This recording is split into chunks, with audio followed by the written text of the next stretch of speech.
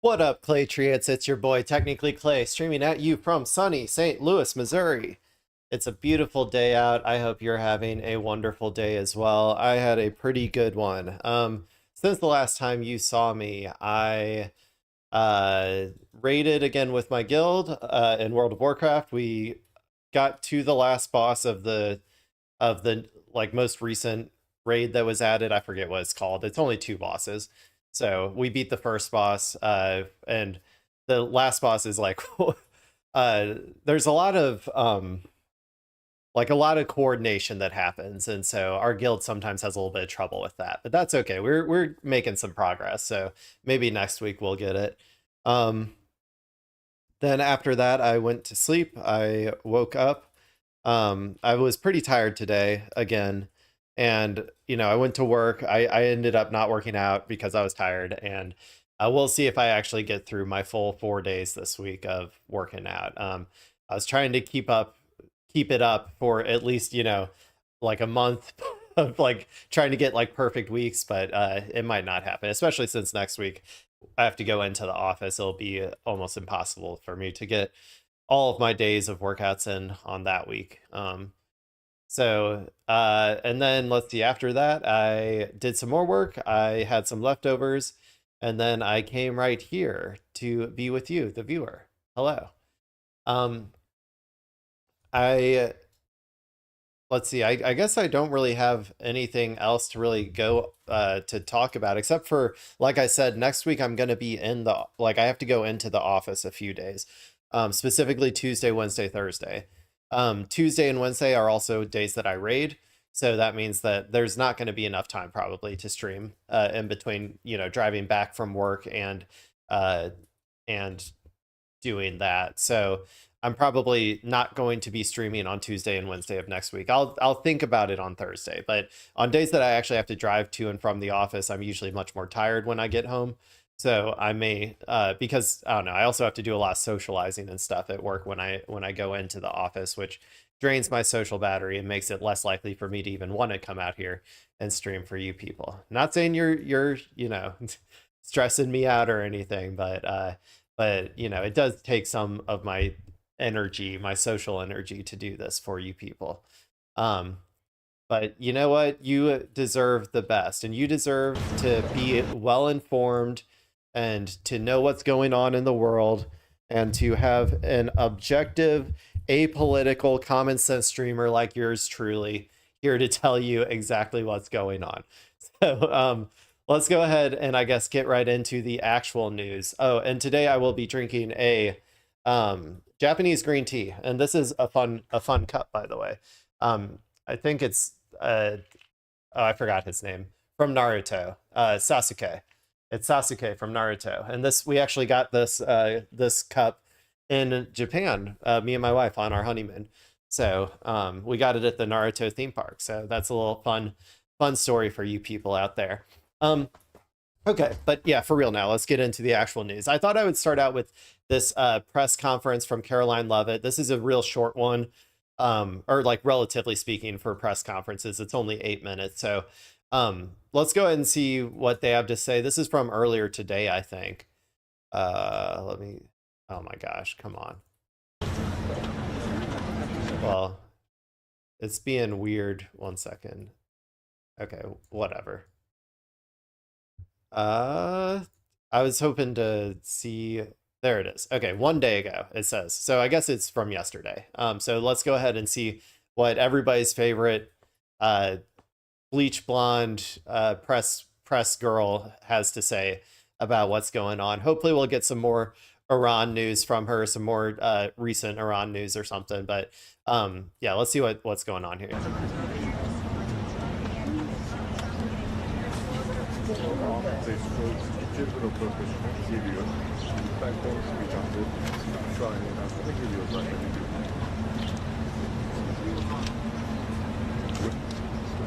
Okay, we can skip to the part where she's talking. Could you tell us how the president is willing to extend the ceasefire in order to reach a deal? And does he believe that a deal can be struck while the U.S. blockade is still in place? Great questions, and I will answer them. Let's level set on where we are. As you all saw yesterday, President Trump announced an extension of the ceasefire. He's maintaining and generously offering a bit of flexibility to a regime who has been completely tarnished because of Operation Epic Fury. There's obviously a lot of internal division. This is a battle between the pragmatists and the hardliners in Iran right now, and the president wants a unified response. And so, you know what would help? If you didn't kill all of the pragmatists, if you didn't kill like every single one of the people who were conciliatory to the West, I think that probably would have helped. If you didn't just completely empower the IRGC and the hardliners to and like show everybody in Iran that their way of thinking, that there is no negotiating with the West. The only thing the West understands is force. That's what the IRGC had been saying for years. And you have essentially shown them to be 100% right. So, yeah, congratulations. I think you're going to have a much harder time negotiating with them. As we await that response, there's a ceasefire with the military and kinetic strikes, but Operation Economic Fury continues, and the effective and successful naval... I feel like she almost said Epstein's Fury. It's really catching on. It's anytime I hear her say the actual name of it, Epic Fury or whatever, I always like in my head I think that she's saying it wrong because I'm so used to hearing Epstein Fury. So I think she might have had a little bit of a little mix up right there. Blockade continues as well of ships and strikes, but Operation Economic Fury continues, and the effective and successful naval blockade continues as well of ships and vessels that are moving to and from Iranian ports. We are completely strangling their economy through this blockade. They're losing $500 million a day. The Karg Island is completely full. They can't move oil in and out. They can't even pay their own people as a result of this economic leverage that President Trump has inflicted over them. So he's satisfied with that as we await their response, and we will see. The president has not set a firm deadline. Yeah, that's just cope, man. They're going to be fine. This puts a lot more pressure on us than it does on them if it is truly closed. But I've also heard that their shadow fleet has been moving in and out anyway, selling oil, to various actors around the world. So like even that aspect, which I don't trust their number of 500 million a day, but even if it were true, like Iran is just capable of outlasting us in this particular circumstance. The rest of the world needs their energy. So like, yeah, cool. They're still really trying to spin this. You can hear it in her language, how she has to keep telling you that it's completely successful and decisive and strategically important. And yeah, I still don't buy it. To receive an Iranian proposal, unlike some of the reporting I've seen today. Ultimately, the timeline will be dictated by the commander-in-chief and the president of the United States. In Iran, and who the administration is negotiating with? Well, we obviously know who we're negotiating with because I think he was asking, yeah, just do you know who you're negotiating with? It's kind of hard to or can you give us the name of who you're negotiating with? It's really hard to hear. Like how they have this all set up is like makes it very difficult to hear the actual questions, the audio here.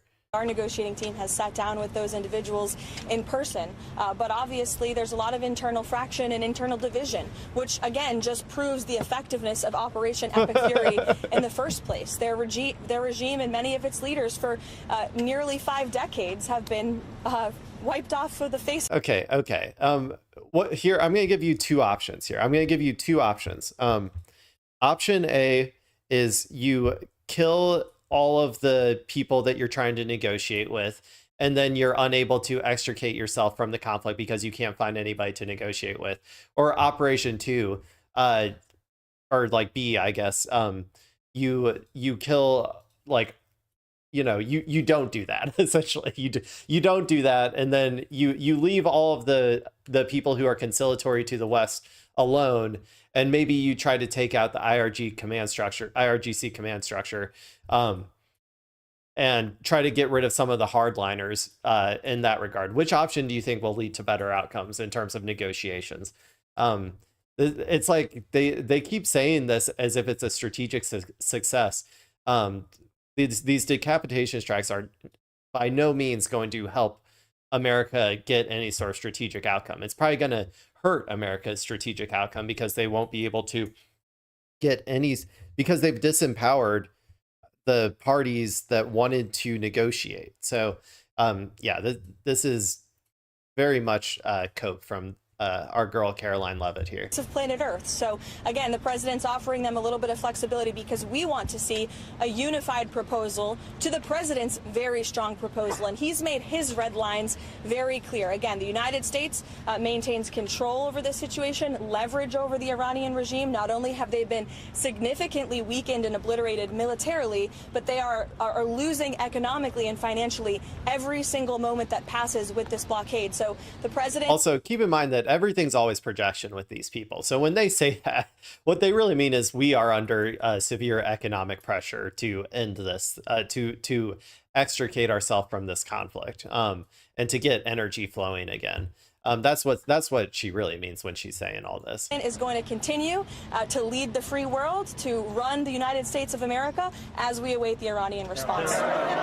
John. Thanks a lot, Caroline. 2 questions. What's the ultimate goal of this blockade? Is it indefinite? And is the ceasefire that's in place right now also indefinite? Okay, so he asks, what's the ultimate goal of the blockade? Is it indefinite, and is the ceasefire indefinite? Just for people, in case it's hard to hear. Look, again, I'm not going to set a timetable for the president. He has not done that, and I won't. I know there's been some anonymous sourced reporting that there was maybe a 3 to 5 day deadline. That is not true. The president has not set a deadline himself. Ultimately, he will dictate the timetable. And again, he is satisfied with the naval blockade, and he understands that Iran is in a very weak position, and the cards are in President Trump's hands right now.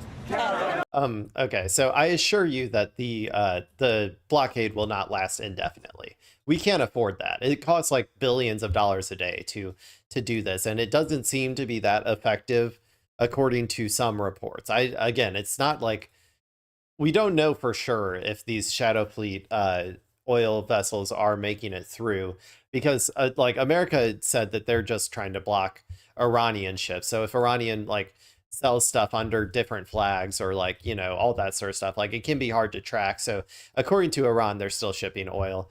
We don't know for sure one way or the other. I'd probably lean towards saying that that's probably the case. I don't think it would be that hard to bypass our Navy blockade, to be honest.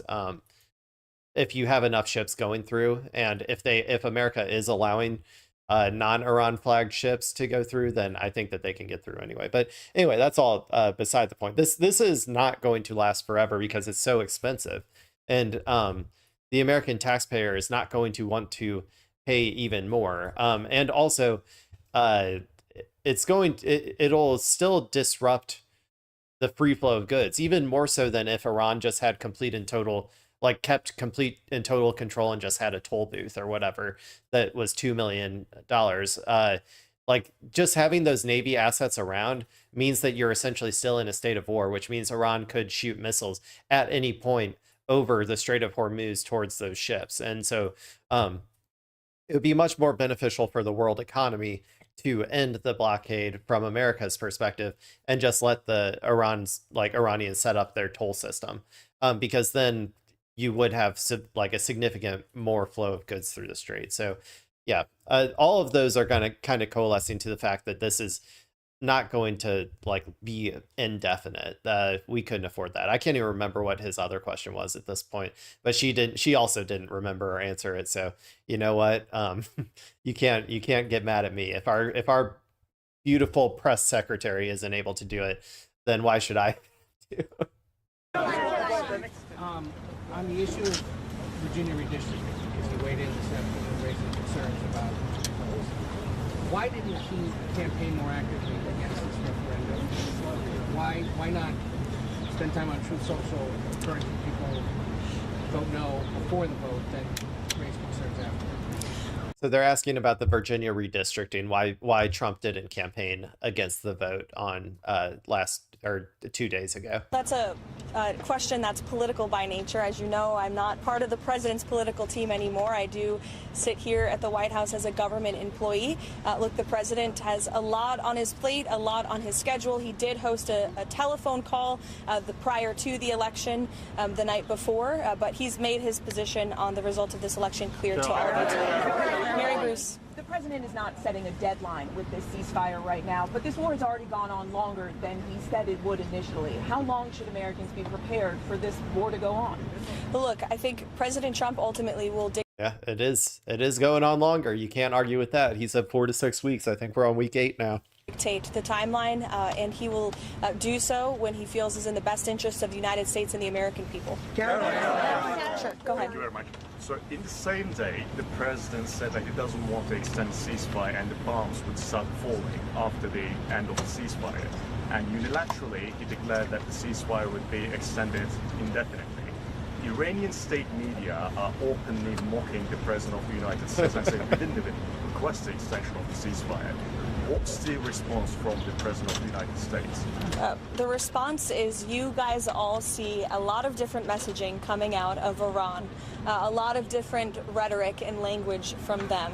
I would caution you to take anything that they say at face value. What we've seen is that what they say publicly is much different than what they concede to the United States and our negotiating team privately. We haven't seen that. I haven't seen any evidence of that. You'll have to show me that evidence because I do not believe you. I don't believe. So, okay, I don't inherently believe one side or the other when it comes to their propaganda. I take my historical understanding of how America behaves, which I have a much better understanding of that generally than Iran, but how America behaves in times of conflict and, you know, what it does, what it spins, how it portrays its propaganda, how our media all work together to back up that propaganda. I take all of that information and then I make an assessment on whether I choose to believe, you know, the press secretary or the president or whatever on particular instances. I also do the same to an extent with like Iran or Hezbollah or Hamas or whoever, right? Like I take all of their propaganda and their you know, what people like over there are saying, and then I use my historical understanding of those groups and Iran, like in particular, of like how they usually behave and what kind of stuff they say and what they often lie about or what they tell the truth about. And I take all of that and I make an assessment based on that. That's the proper way to handle these things. You should never inherently trust like the stuff from either side, but you should build up an understanding of how they tend to operate and what they tend to lie about and what they tend to tell the truth about. For instance, one thing America always tells the truth about is if they've assassinated someone, like if they are like, you know, confident that they have killed somebody, like we've seen that multiple times. And sometimes Iran will lie and say, oh, that person's still alive. They're lying about it. And then later it'll come out like later, a few days later, they'll come out and be like, actually, the person did die. You know, so those are things where like I'll take them seriously when they say it because they're usually correct. But a lot of times for this type of propaganda stuff, America's side is like lying almost constantly. And we also saw the military achievements on the battlefield already. And that dictates way more about negotiations than, like, you can't win in negotiations what you've already won on the battlefield. You have to win more than that. And Iran already achieved a lot on the battlefield, and America achieved very little on the battlefield. So those are all the reasons that I don't really trust a lot of the stuff coming out of our press secretary's mouth right now. I've said that repeatedly to all of you in the news media, and you should take our word for it. On another topic, there's been some reporting about a possible bailout for Spirit Airlines. Can you update us on those talks, and why does... Dude, this is like a preview of what my entire show is going to be today. About a possible bailout for Spirit Airlines. Can you update us on those talks, and why does the administration think it's a good investment to buy into a bankrupt airline? Well, I understand the airline is bankrupt because the previous administration blocked the merger, which was probably not a wise move. Obviously, this is something the Commerce Department and the president are tracking. I don't have any updates or announcements, but the aviation industry is very important to this president and this White House. Millions of Americans depend on it. We want to see the best. Not important enough to keep the government open, like, and pay people, apparently, and not enough to keep, the planes from falling out of the skies constantly. Like, there's been so many like high profile plane crashes since Trump has come into office. It's insane.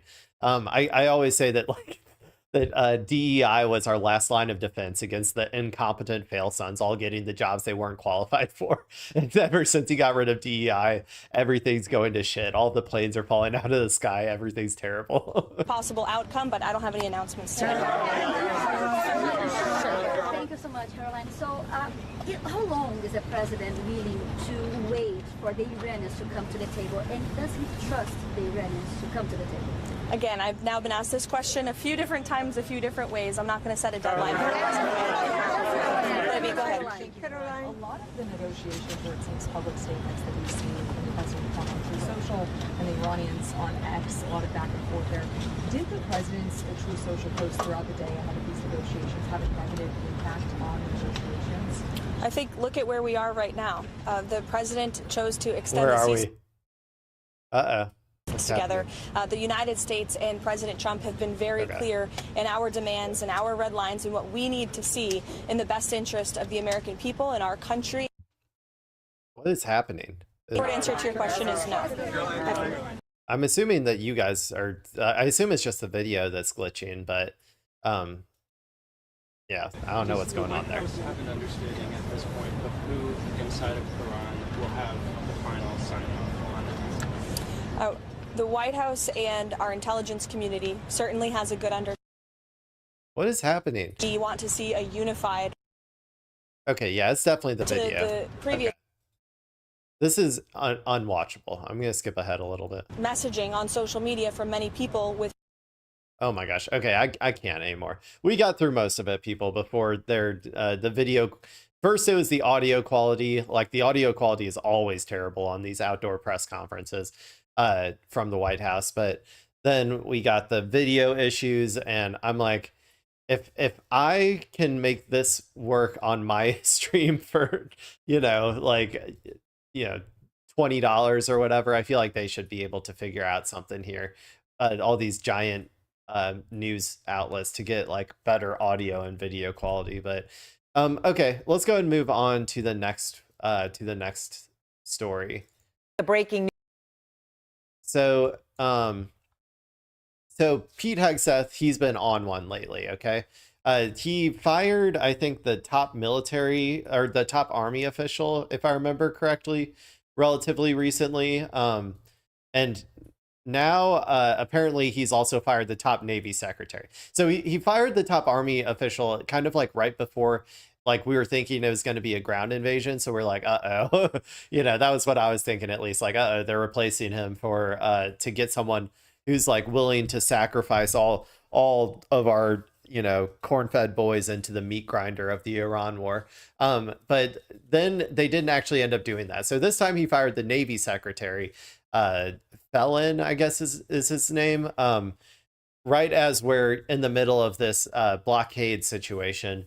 So we're going to try and watch this video. We're going to see if we can figure out like what's going on here, like why he keeps firing all all of the heads of our various military organizations. Just like right off the bat, usually when uh, like a fascist or a white supremacist starts purging the military of its upper echelon of leadership, it's usually not a good thing. But who knows? Who knows? Maybe this one was. We'll find out. The breaking news, the Secretary of the U.S. Navy is out as Trump's war with Iran enters day 54. The surprise announcement coming just moments ago from the Pentagon. Multiple sources telling CNN that there were tensions for months between John Phelan and the Defense Secretary Pete Hegseth. Phelan was then told at this moment during the war, resign or be fired. And I mentioned during the war. I mean, this is a major move at a shocking time. This is the Secretary of the Navy, and the U.S. Navy right now has 15 ships in the Middle East, with most enforcing the biggest blockade by the United States since World War II. Phelan's it's not a good sign. It's not a good sign to have shakeups like this right now. It's not a good sign to the people who are there actually, fighting the wars. Or the people who are actually going to be sent into the meat grinder. But it's also like, I always assume that there's like behind the scenes discussions of like they want to do something that the military top echelon thinks is stupid, right? Is what I would have to guess is going on. And I don't know what it is necessarily. But yeah, I think that there probably are just a lot of disagreements behind the scenes that are causing him to do this. But then there's also always the option that he's just trying to get more loyalists in there. But right now would be a bad time to do that. Like they would want to, if they were going to be purging the military of any anti-Trump sentiment, they should probably do that when we're not at war. Like if you're going to because if you're preparing for like a fascist coup in America, right? You shouldn't be doing all of this preparation for your coup like during a time of war against another country. So that's why I'm kind of leaning towards the former, where I think it's just there's a lot of disagreements behind the scenes that are causing this to happen. sudden departure coming as it comes as we have new video tonight from Iranian state media purportedly showing soldiers seizing container ships in the Strait of Hormuz. Kristen, what are you learning? Obviously, as we said, you think about the scale of this blockade and what the United States Navy is doing right now. Suddenly, the Secretary of the Navy out with a resign or be fired. Yeah, that's right. Obviously not good for the Secretary of the Navy. And we're learning some new reporting. And you mentioned some of this, which is this idea that there was tension between Pete Hegseth and Phelan. A lot of it stemming from Hegseth wanting him to be quicker, thinking it was too slow on ship reform. But there's another part of this that I think... Too slow on what? Wanting him to be quicker, thinking it was too slow on ship reform. But... Ship reform? Sorry, I just wanted to make sure that I didn't have it on like a higher speed. Sometimes I forget that I have it on a higher speed, but it's at 1.0. There's another part of this that I think is key, and this is what is always key in a Trump White House, which is proximity to power. And the reason being that Hegseth was annoyed by Phelan because Phelan would go directly to President Trump. Now remember this, Phelan was not somebody with military experience. He was a donor. He and his wife had raised millions of dollars for President Trump. He had a personal relationship with President Trump. Okay. Then that makes even more sense. So this is like classic, like inside of all fascist movements, there's various factions and personalities and figureheads, and they're all vying for the attention of the fascist leader, right? Like that's historically how it's always been. And there is infighting a lot of the time because most people who align themselves with fascists, all they want is more power, right? And the way to get more power is to get closer to the dear leader, right? The leader of the movement. And so people like Kegsbreaths and I'd say most of the inner cabinet, like Marco Rubio, JD Vance, all of them, probably want to have as much sway or as much cachet as possible with the president. And so if this Phelan guy was,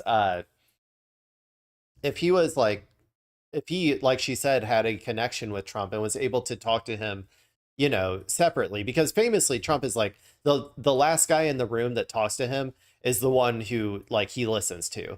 And so if this guy can, if Hegseth is we want to be doing like, we want to do this operation. It's going to be amazing. And he goes and tells Donald Trump. And then afterwards, this Navy guy, Phelan, calls him and is like, actually, this is why we shouldn't do that, because this could happen, this could happen, this could happen. You know, then then Trump would hear that and be like, oh, I guess you're right. Maybe we shouldn't do it. You know, so yeah, this is classic inter-party, you know, factions fighting inside of a fascist movement stuff. In Trump's White House, administrative, even the top branches of government, the top cabinet officials know that the closer you are in the direct line to Donald Trump, that gives you all of the power. So Hegseth felt like Phelan was going around him, having these direct conversations with President Trump. Now, we're still not entirely sure what option that Phelan went with, whether he resigned or was fired. But of course, we know now he was ousted after these personal tensions amid this ongoing war where the Navy. It's so funny.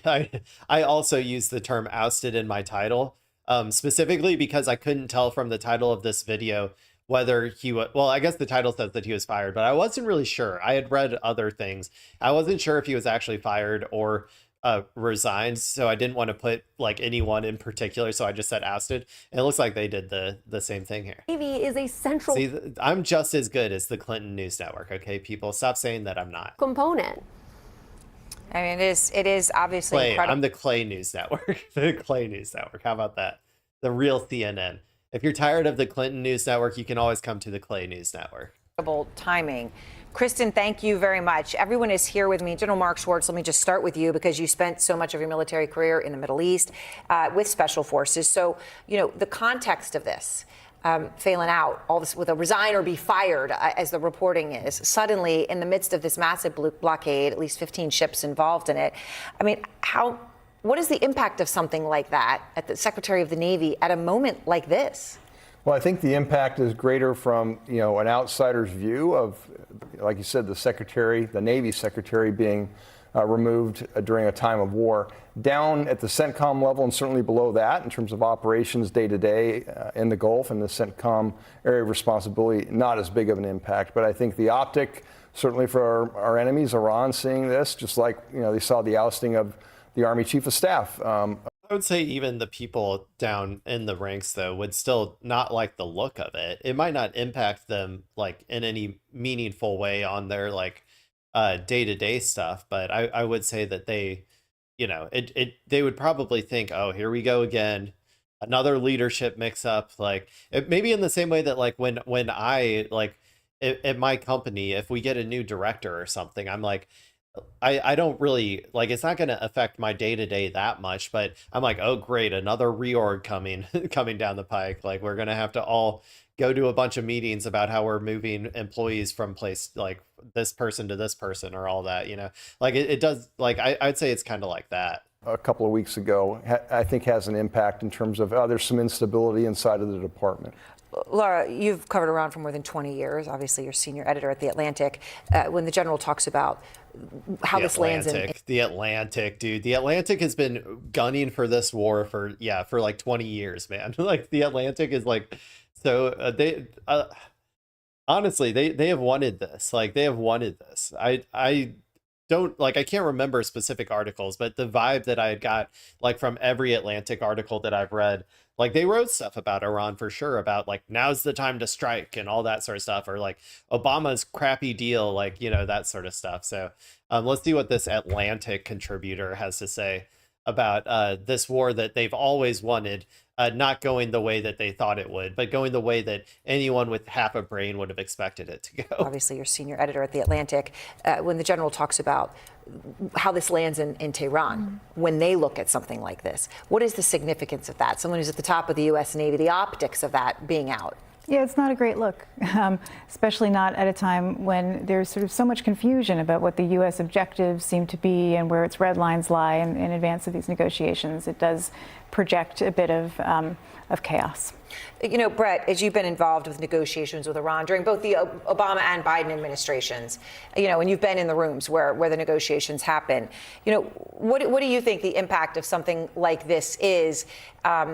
You know, obviously there is a bit of an irony, right, in the fact that we're being told no one knows who's running things in Tehran when the U.S. is doing things like just kicking out its Secretary of the Navy in the midst of... It's not irony, it's projection. I just talked about that earlier. Like Trump and like Trump in particular is probably the worst, like in terms of projecting how he feels onto others. So anything that the administration is accusing Iran of doing, like there's a pretty high likelihood that it's just the exact opposite. The biggest blockade in 70 years. Yeah, and I agree with Mark. It's not going to affect, I think, the operational element of the blockade. But what the U.S. is trying to project right now to Iran is that we're settling into a steady state of economic pressure, mounting economic pressure. We're going to have this blockade in place. We got 3 carrier strike groups. We're settling in. So to have your Navy secretary ousted or resigning right as that's happening does not, I think, it doesn't send a signal of confidence. And Iran will read it. They're looking for any indication that they can wiggle out of this. And they'll read it as kind of an opening, and maybe the administration is not as cohesive. One thing they might read it that way, but they're like, Iran doesn't need to... They don't need to believe or trust or even like look at like America in general to understand how this, like, to understand their position in this war. They, like I said before, they've already achieved a lot militarily. Like they know that they are in a strong position based on just the material reality of what was going on before the ceasefire. So they don't need any of like this is, sure, it's more information for them to take into account. And it might be annoying in terms of like trying to, like, if they have to like start listening to new people or like understanding new people's decision-making process and all that sort of stuff. But I don't think this changes anything for them whatsoever. They already knew that the Trump administration was incredibly incompetent and like, was like, doesn't have any sort of like real strategy. Having a new, like, when you don't have any strategy, it doesn't matter who's at the top of the, like at the top of the chain of command. Like if you're only doing tactical operations with no strategy, then then that means that there's never going to be a strategic outcome to the war, like a political outcome that's beneficial to America. So this isn't like, I don't think this changes that much for them. I think they really like, I don't know. I think that a lot of our media probably buys into a lot of the American propaganda of like assuming that America is like always the, like, just based on our military superiority, always going to be strategically like in a better spot than our enemy. And this is just a situation where it's clearly not the case. Might be happening behind the scenes. I mean, the Navy Secretary is focused, Aaron, on force management, global force management. And I'm sure there is a debate in the administration as we have this massive resource focus on the Middle East that affects readiness in other parts of the globe. That's probably part of the debate, might be part of it, but we don't know. Yeah, we don't know. General Schwartz, all that is really crucial, not just in terms of force positioning, but also the weapons that have been used, right, and everything, given, obviously, we 50%. We've used up 50% of our missiles, 50% of our interceptors in 6 weeks, baby. That means America as a whole against a low-tier enemy like Iran has exactly 12 weeks of capabilities. 12 weeks. That's as long as we can wage war on a middle tier country, like, or like a middle tier enemy like Iran.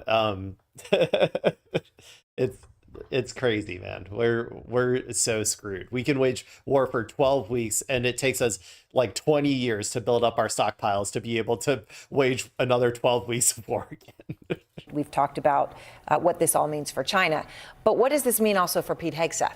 You know, there had been discussion as to whether there was any wavering in the president's commitment to Hegseth at various moments, but this would appear that this sort of came down to it's me or him, and Hegseth won. Certainly, the secretary has the full confidence of the president. I mean, every time that they're in public together, whether it's the formal briefings or at the White House when they have their updates, obviously the security updates. The president speaks very highly of the secretary and demonstrates that he has full confidence in how he's carrying out the war. So whether it's a consolidation of power, I really can't assess that. But certainly, he's the one that brought that recommendation to the president, and the president approved it. Laura, Barack Ravid was reporting from a U.S. government source that there's real questions about whether the Supreme Leader, Mohammed Khamenei, is incapacitated. Whether he's, in a sense, it wasn't even a point about alive or dead. It's whether he can be involved in any way, shape, or form, which could be crucial.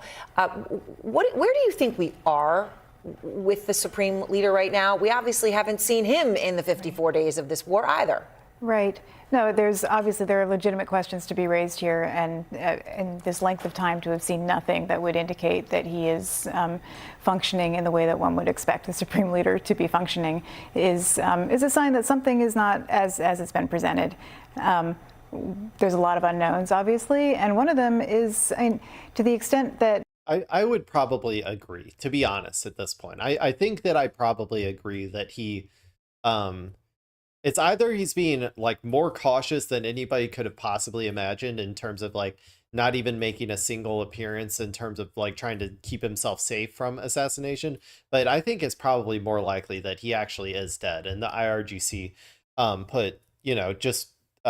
said that he's alive as installed him as leader so that they could then just like have someone as a transitional figure to whoever like actually takes charge later.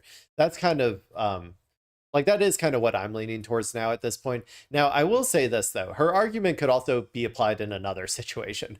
Does anybody remember those two helicopter people who are like those two people who their plane was shot down and they were hanging, like they were stuck in Iran, and we had to do that huge operation of like hundreds of planes and thousands of troops to go get them. Where are they at? They're also pulling a Khomeini situation here where I haven't seen them, I haven't heard of them. So if you're going to make this argument in one direction, which I do kind of agree with, that it is suspicious that the new Supreme Leader hasn't been seen yet, you should probably also look at some of the similar instances that are happening for us as well. There's a lot of unknowns, obviously, and one of them is, to the extent that the Supreme Leader is an individual, but is also an office in Iran. There is a whole institution that undergirds the Supreme Leader. It's got about 4,000 employees at headquarters and maybe 10 times that across the country. So it's not just a question of, is Moshtaba Khamenei himself making every decision personally, but is this bureaucracy functioning? Who is running it? And to the extent that it is or isn't, what does that mean for the balance of factional forces inside the Iranian regime?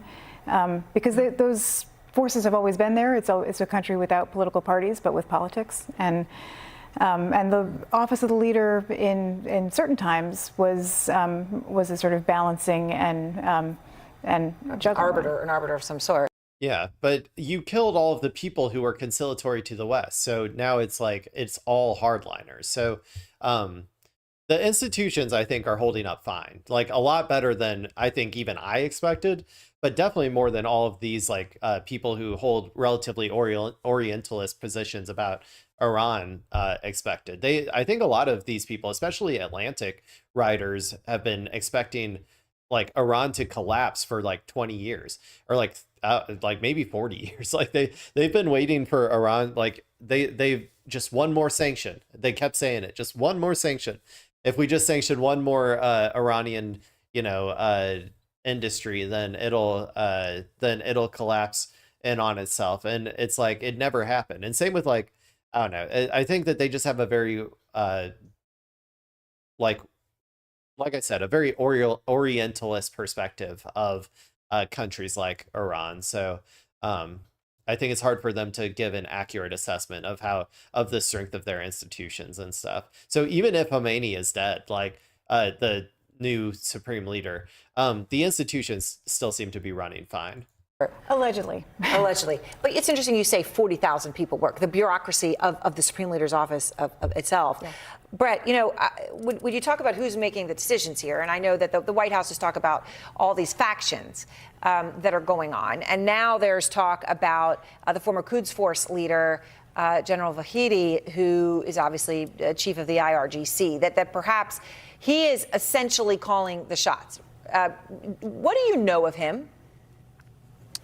Well, he goes back a long ways. He was sanctioned in the Obama administration in 2010 for having. Okay, well, they're about to end it right in the middle of his discussion. But yeah, I mean, I think the IRGC in the end is the one who is making the shots. They're the ones with the guns. So I do think that they are probably, they're probably calling the shots and like making the final decisions. But I do assume that all of these, if there are various factions, are all like making arguments one way or the other. And I do think that like the negotiations team might occasionally be on a different page than the IRGC from like the differing statements that those two like groups have made to the media and to Twitter in particular.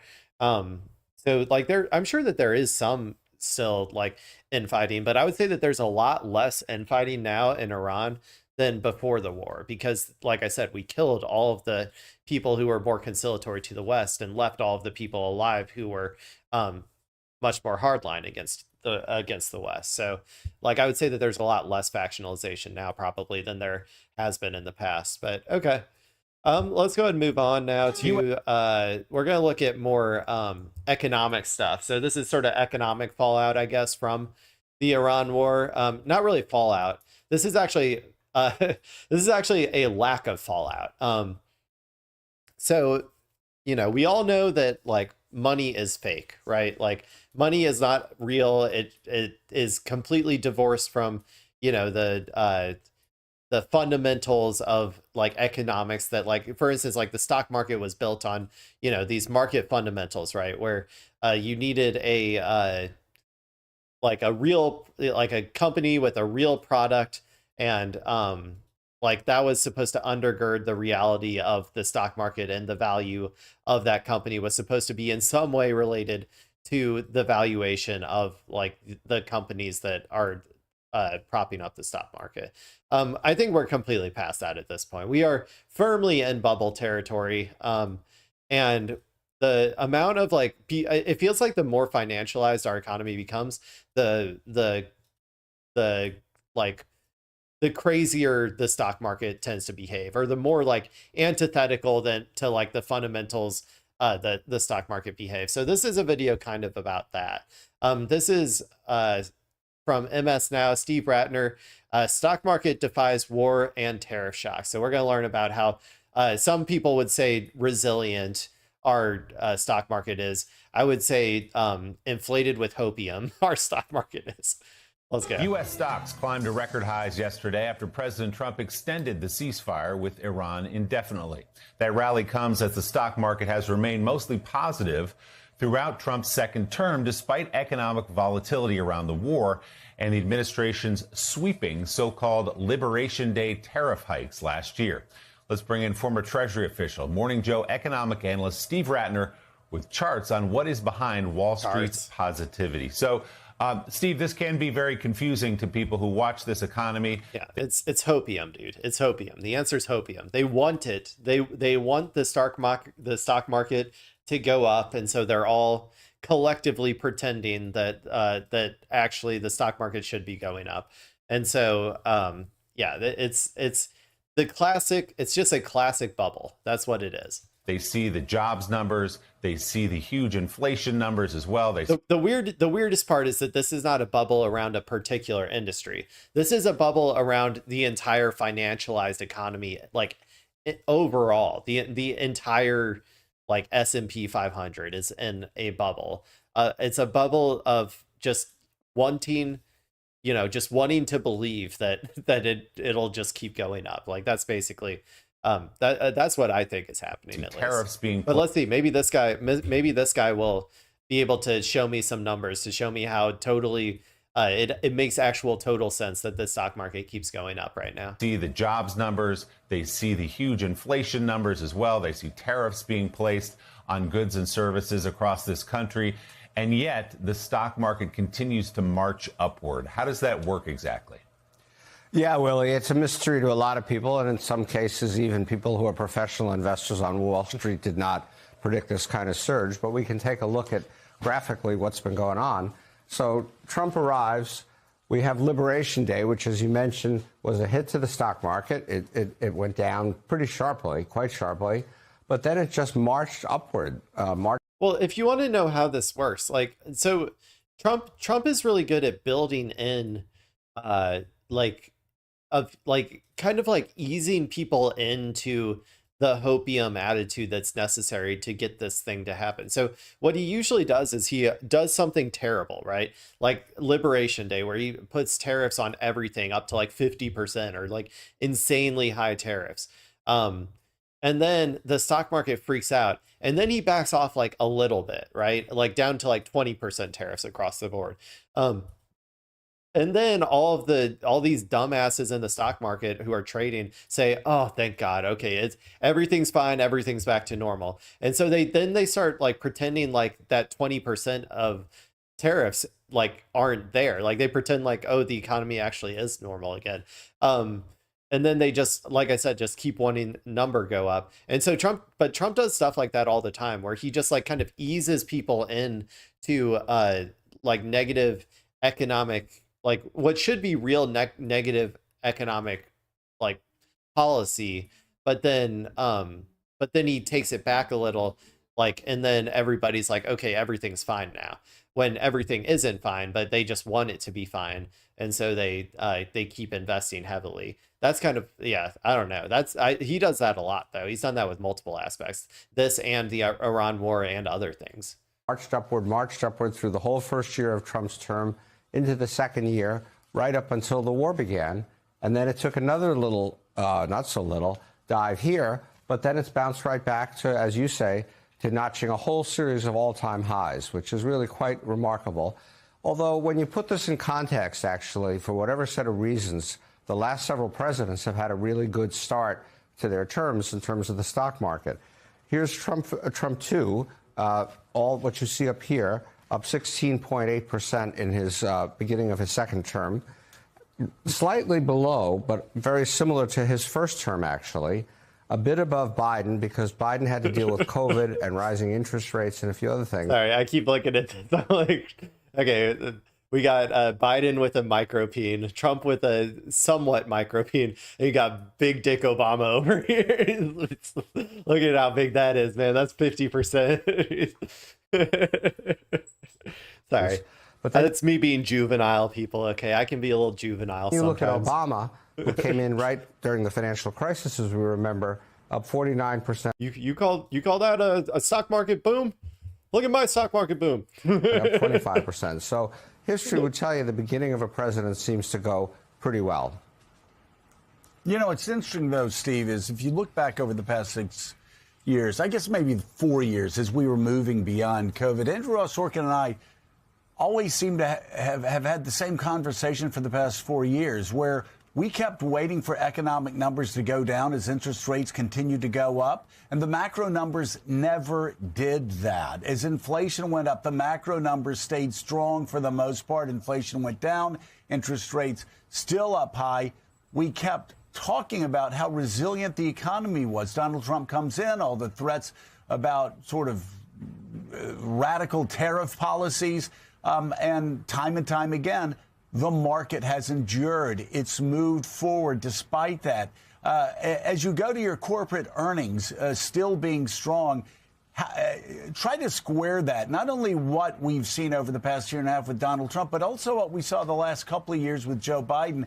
How despite rising interest rates, despite inflation, and now despite tariffs, despite a stubborn 3.3% inflation rate, even now, corporate earnings still stay high in a very volatile economy. Yeah, that's exactly remarkable. And so thanks for the lead into this chart. But as you can see here, to make your point, Joe, look how strong corporate earnings have been. And you can go back to 2024 when Biden was still president. They were going up. But then toward the end of 24, the rate of growth of earnings accelerated all through 25. And now the analysts are projecting that earnings will accelerate even more in 26 up to these high levels. And if you looked at a chart of the progression of these earnings estimates, you see that analysts are getting more and more bullish. They're actually raising their estimates of corporate earnings. So why is this happening? It's happening for a number of reasons. One of them is AI, which I'm going to talk about right down there in a second. But also, companies are tightening their belts. The weak job market that you mentioned is a function of companies really trying to slim down their workforces, get leaner and meaner, and be ready. You had the One Big Beautiful Bill, which provided some tax. As far as I know, unemployment hasn't been going up that much, though. I mean, maybe a little bit it has been. Unemployment rate past 6 months or so. Let's see that. They got any graphs?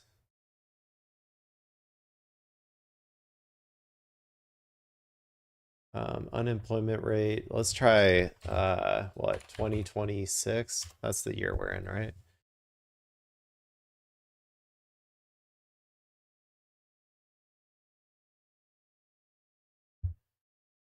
Okay. Well, as of January, is at 4%. I'm just gonna pull this up at least. As far as I know, like, yeah, so it's higher than it has been,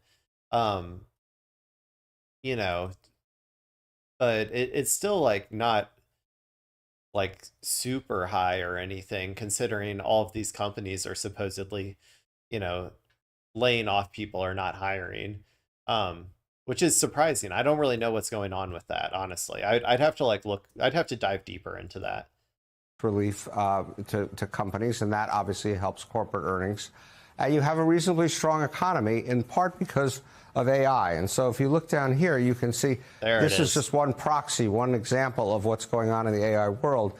These are Yeah, the bubble. So the AI is definitely like the biggest aspect of the bubble, but I do think our entire economy is in a financialized bubble right now. Like everything, like the entire economy. So I think that this, when this inevitably pops, because it will pop one day, you can't just keep having constant like hope-centered growth forever. It's inevitable that that has to come crashing back down to reality eventually. I think that it's probably going to be pretty bad, worse than 2008 if I had to guess. Capital expenditures by the so-called hyperscalers, the Amazon, Google, Microsofts of the world. And you can see back in 2020, they were spending about $80 billion. Now they're spending $675 billion, 8.4 times increase in 6 years. And all of this filters through the economy in just more spending. They go out and they buy data centers, or they commission data centers.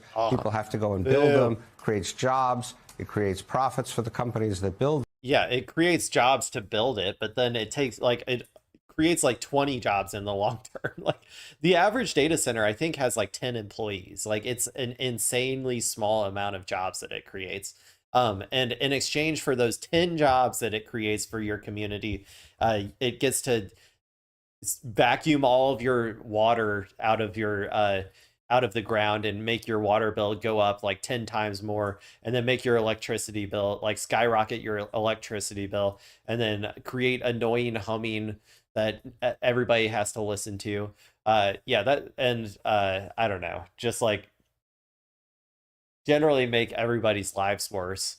That's what you get for those 10 jobs that it creates. Yeah, okay, cool. Them, and all that filters back up here. So you've got a combination of tight management by companies, a reasonably strong U.S. economy, the tax relief they got, and the AI boom. And the AI boom is also helping corporate profits because companies are reporting pretty regularly that they're using more AI, and that's making them more efficient. Obviously, we get into the whole question of jobs, but for the moment anyway, AI has been a boon to corporate profits. I don't think it's actually making anybody more efficient. I'm going to be honest. I think that they're I think that's just spin. That's cope. I've read so many articles about people saying that, yeah, they fired half of our workforce and told us to use AI, but now we're just doing twice as much work. Like we're just doing two people's jobs. And so they're just squeezing their employees more, which is, yeah, not good for employees. So let's get some more unions out there to protect those workers. Well, I was going to say, all the things you're talking about, whether you're talking about the Trump tax cuts for corporations, if you're talking about AI, if you talk about the belt tightening, which is making corporate profits go up, all of that good news for corporations, most of that really bad news for working Americans. So there are real winners and losers in this economy, aren't there? Well, as a matter of fact, we have a chart on winners and losers. Yep. So we can start with winners. Yeah, it's definitely terrible it's a terrible environment out there for the working class. We us people who actually have to, contribute our labor for wages as opposed to the people who make money skimming off the profits off of the labor surplus that we create. When it comes to us, yeah, it sucks. It sucks out there. Everything's incredibly expensive. Prices are going up. Our wages are not keeping up with even inflation or and yeah, I don't know. Everything sucks for actual workers, but for the people, for the vultures and the vampires that take all of our excess labor value and line their pockets with it to the tunes of tens, hundreds of millions of dollars, they're doing great right now. They're basically they're getting closer and closer to slavery levels of labor exploitation at this point, it feels like. Obviously not there yet. That's not to minimize slavery. I'm just using an analogy, people, okay? Winners and losers among the different industries, because not all industries have participated equally in those profits that I showed you there before, or in their stock market performance, which I will show you here. So if you look at a category which we call consumer staples, this is Walmart, this is Procter & Gamble, this is things people buy just as everyday needs. Those stocks were doing quite well before the war. Since the war, they're down. Why are they down? Because gasoline prices are high and all energy costs are going up. And so the expectation is consumers are going to have to cut back on their spending on these kinds of items. This isn't winners. This is like industry winners and losers, but this is still from a corporation perspective. It's like, I think maybe the next one I think might be actually about the people who contribute labor. But so far, 5 out of the 6 graphs have all been about the vampires that suck all of the money off of our profits. So airlines probably, you can see what this guy cares about more. Consumers are going to have to cut back on their spending on these kinds of items. Airlines, probably pretty obvious. Higher fuel costs, not good for airlines. Utilities, similarly. Materials are companies that use a lot of commodities, and commodity prices generally have been going up because of this inflationary situation. And then you have the Magnificent Seven, the technology companies that we talk about, again, the Amazon, Google, Microsofts of the world. They actually had a tough first quarter because Trump put tariffs on them, and you had what was called the DeepSeek moment when it looked like China was going to be successful in AI. But then post the war, coincidentally, all those pressures came up. I mean, DeepSeek is still out there, dude. It might be I think it might be the most used AI app in existence. I mean, maybe I'm wrong about that. Maybe ChatGPT is higher, but I thought DeepSeek, especially in Asia, where there's a lot more people, I thought was pretty prominent. They're up, and then of course oil. You'd expect they were up before, but oil companies have been up substantially since the war began. So those are winners and losers on the company side. But to get to your point, Joe, you can look at individuals, and you can see that actually individuals for the past year or so have done, on average, and you obviously have a lot of income inequality. I don't want to minimize that. But on average, earnings were running slightly above inflation. So people were getting a little more purchasing power on average. But what happened when the war started, as you pointed out? What did I just say? And I felt this in particular in my job, where I feel like my wage is barely, they go up about the same as inflation. It's like, okay, great. I'm not actually making any more money. Okay, this is a real problem right now. Out was inflation goes up, wages actually were drifting, wage increases were drifting down. And so as we sit here today, consumers are really getting no benefit from this economy. They're essentially staying flat at best in terms of their purchasing power. And so when you look at the polls that you guys have been talking about so much over the last few days about Trump's handling of this and that, the economy, the war, and so forth, this has certainly got to have an impact on people's perception of his handling of the economy. They're seeing higher gas prices, well over $4, and they're not seeing their paychecks going up by nearly that much at the moment. And oil this morning back over $100 a barrel, so those gas prices aren't coming down anytime soon. We'll see. Morning Joe economic analyst Steve Ratner. Honestly, the price per gallon or price per barrel should probably be higher than it is if they were going to reflect the reality, as opposed to, like I keep saying, the hopium that all of these people, like the dream world that they all have to live in order to try and like wish cast the prices they want into existence. Like it really just feels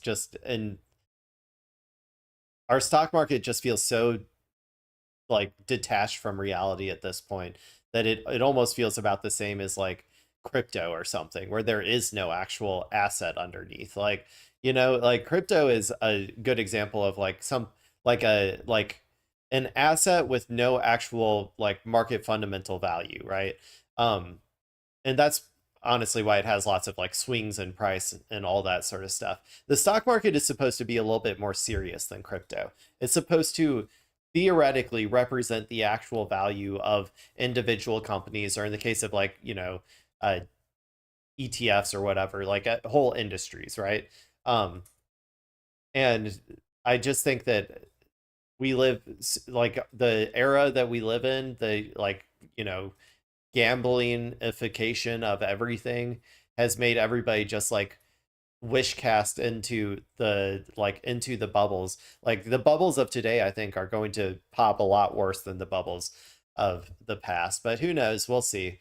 What do I know, right? Okay, let's go and move on. We'll do a short story real quick here. This is just a follow-up to the last time we talked about Israel, their Jewish supremacist Israeli occupation forces invading southern Lebanon, killing every Christian they could find, and then finally defacing a statue of white Jesus here. And people getting real mad about this picture. They didn't really care about the killing all the Christians part. They were generally fine with that. All of our evangelical Zionist brothers and sisters out there, they didn't really care about that, but this they really do care about. And so we're going to get into we're going to see what the actual consequences of this are for this dude who just thought he was doing his job. He thought it was like, he was told to go out there and destroy every aspect of culture and civilization that existed on the other side of this border in southern Lebanon, and he thought that this was what he was supposed to be doing, and now he's just getting in trouble for it, and he doesn't understand why. So let's watch this video. This is Israeli soldiers jailed for destroying Jesus statue in Lebanon. Let's see. An Israeli soldier who destroyed a statue of Jesus with a sledgehammer and another who photographed the incident have been removed from combat duty and sentenced to 30 days in military detention. Another 6 soldiers who stood by. Okay, 30 days. You'll also notice that this is interesting because you'll notice that they actually did get some sort of jail time for doing this. But the people, like the 5 people who gang raped that Palestinian prisoner, and then the entire country had a riot to protect the rapists. Those people are still walking around scot-free.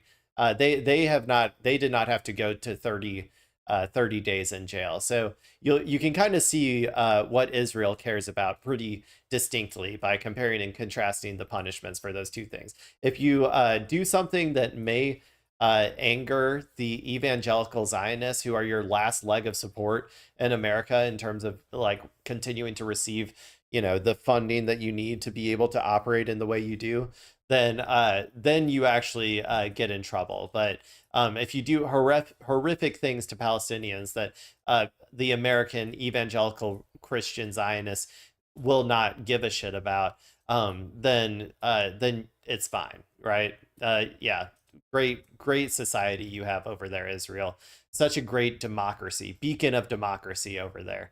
Yeah, seriously, that they can go fuck themselves. And watched may be reprimanded. The Israeli army was quick to announce the punishment after an uproar over what happened in Debil village in southern Lebanon. In a post on social media, it says a replacement cross has already been installed.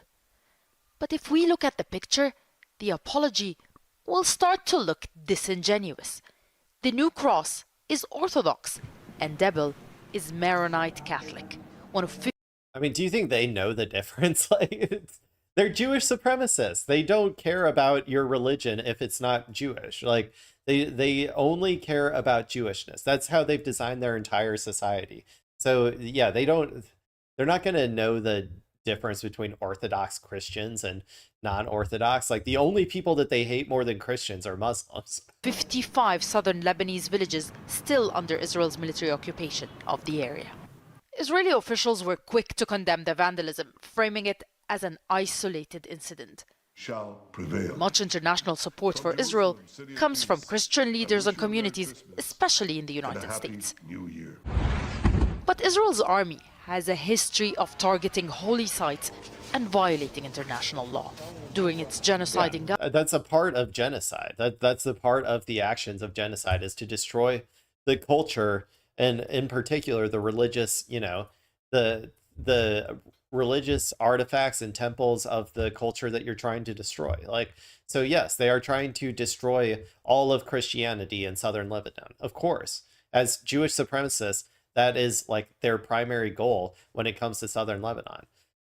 Gaza, Israel bombarded hundreds of mosques and all 3 of its churches.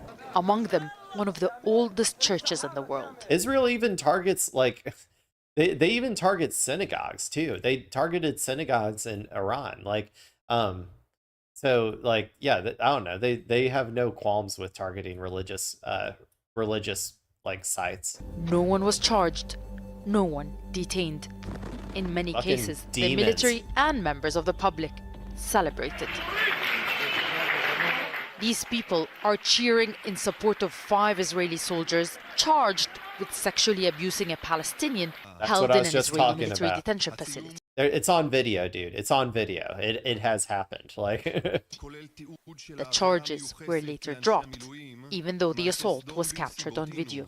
Yep. And the soldiers were allowed to return to active service.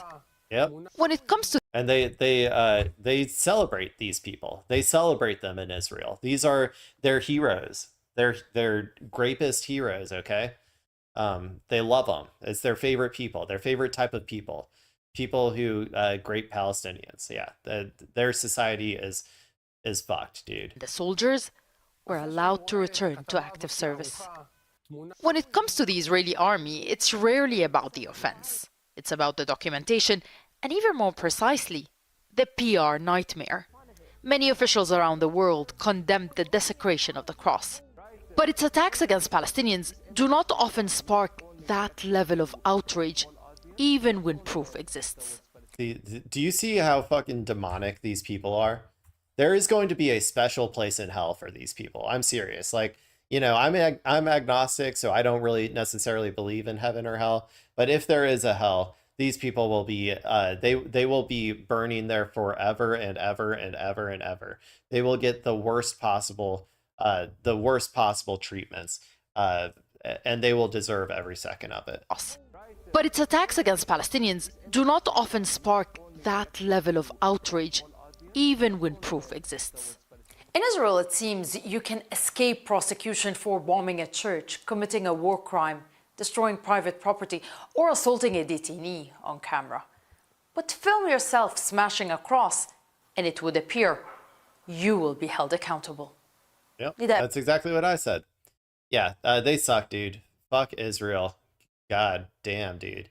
I can't believe how evil they are. It's like, it's crazy. It's like, now I understand. I understand what it was like living through the rise of the Nazis. Like, I get it. This is, it's insane how much they've dehumanized the Palestinians and how evil they are. Just like pure evil. They are pure evil. Jesus. Okay, let's move on. I thought, I guess maybe I shouldn't have. I always get so mad when I have to talk about Israel because they're just like, I don't know. Injustices like this just really make me angry. But anyway, let's move on to more domestic stuff. So there's been some redistricting fights and stuff going on lately. America is the country of gerrymandering. So where you make the most absurdly drawn districts you possibly can in order to get the political outcomes you want in terms of congressional seats in these various states. So it all started when Texas decided to this past year, I think Texas decided to gerrymander away, I think like 2 or 3 blue or like Democrat seats in Congress from Texas. And so ever since then, California and now Virginia have been starting their gerrymandering process. So this is a video about that. Let's go ahead and see what's going on here. And then I'll give some commentary and opinions. Another legal hurdle tonight after Virginia voters approved a congressional map that gives Democrats the edge in the upcoming midterm elections. A judge just blocked the state from certifying last night's redistricting results. He cited multiple reasons, including what he calls misleading language on the ballot and that the legislature did not follow its own rules for passing the referendum. The Virginia Supreme Court, though, will ultimately decide the issue in the coming weeks. In the meantime, President Trump and... Well, that's annoying. This is going to be so annoying if judges get in the fucking way of this stuff, because they allow it, like every judge allows this to happen in like Republican states. If the actual judges get in the way of this shit, if this is also a referendum on a ballot, I think that my personal opinion is that it should supersede judges. That like maybe if they do actually think that it was like trickery, and it is like against the actual like desires of the people, then maybe it would be okay. But in general, I think that if there's a direct act of democracy such as a ballot measure, I think it should supersede judges' rulings and stuff. MAGA are melting down. Trump basically claimed that the election was rigged and blamed mail-in ballots, while Ari Fleischer, who's usually pretty friendly to Trump and very friendly to Republicans, says, I should also point out that the GOP will now lose net seats across the country. If you're going to pick a fight, at least win it. The other side will always fight back. All of this was foreseeable and avoidable. We should not have started the fight. Yeah, that's referring to the Texas redistricting, which kind of set off this. But let's be honest, though. Republicans have been gerrymandering like very heavily for a long time, and Democrats do it too, but not to the extent that Republicans have. So most of their states and districts have already been redistricted like in crazy ways that give them an insane advantage in the House compared to the Democrats. The Democrats are just finally starting to do like a tiny fraction of what the Republicans have done historically, which I'm all for, honestly. Michael, you're a Virginian. Yeah. I mean, look, it's kind of unfortunate. I mean, history is on the side of Democrats. We already know that.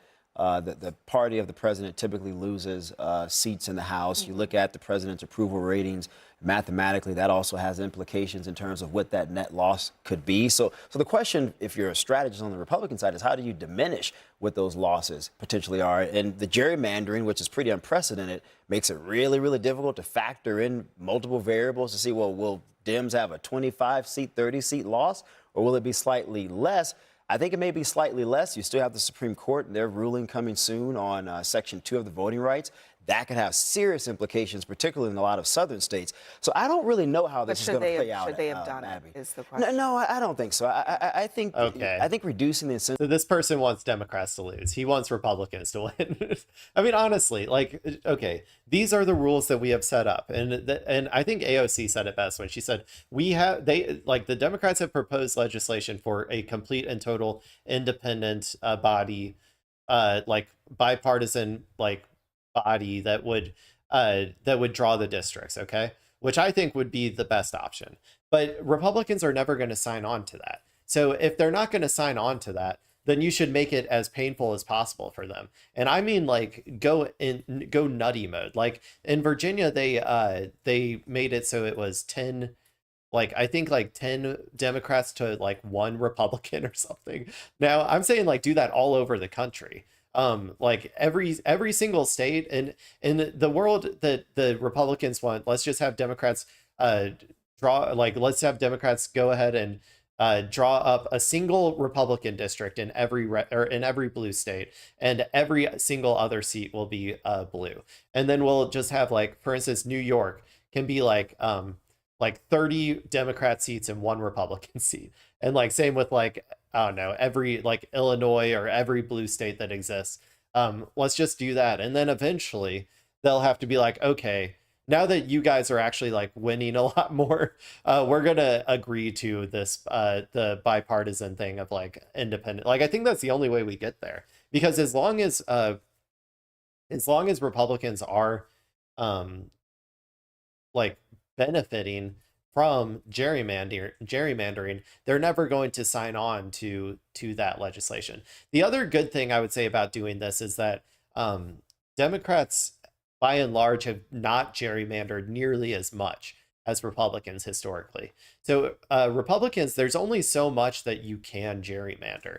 Eventually you can't do it anymore, because you can't dilute any votes anywhere, because you're going to end up actually losing those seats now. So so because of that, Democrats have a lot more that they can gain if now that they're going to start doing this than Republicans do. And so it might end up with like, instead of like, so they're getting 10 from Virginia. If you do that in every state that is a blue state, you could end up with another like 50, 60 Democratic seats in the House, which would be unwinnable like indefinitely for the Republicans, unless they maybe agree to get rid of partisan gerrymandering. Then maybe they would have a chance again, so like, and even then I would say it would be rare if you got rid of a lot of because gerrymandering essentially already builds in like a 5% advantage to the Republican Party. So if you did actually get rid of it entirely, it would, the break even, like, I think that Democrats would win Congress at least a lot more often. Incentive to compromise is just not good for the country. No one wins here in the long run, neither side. Yes. Yeah. Go ahead.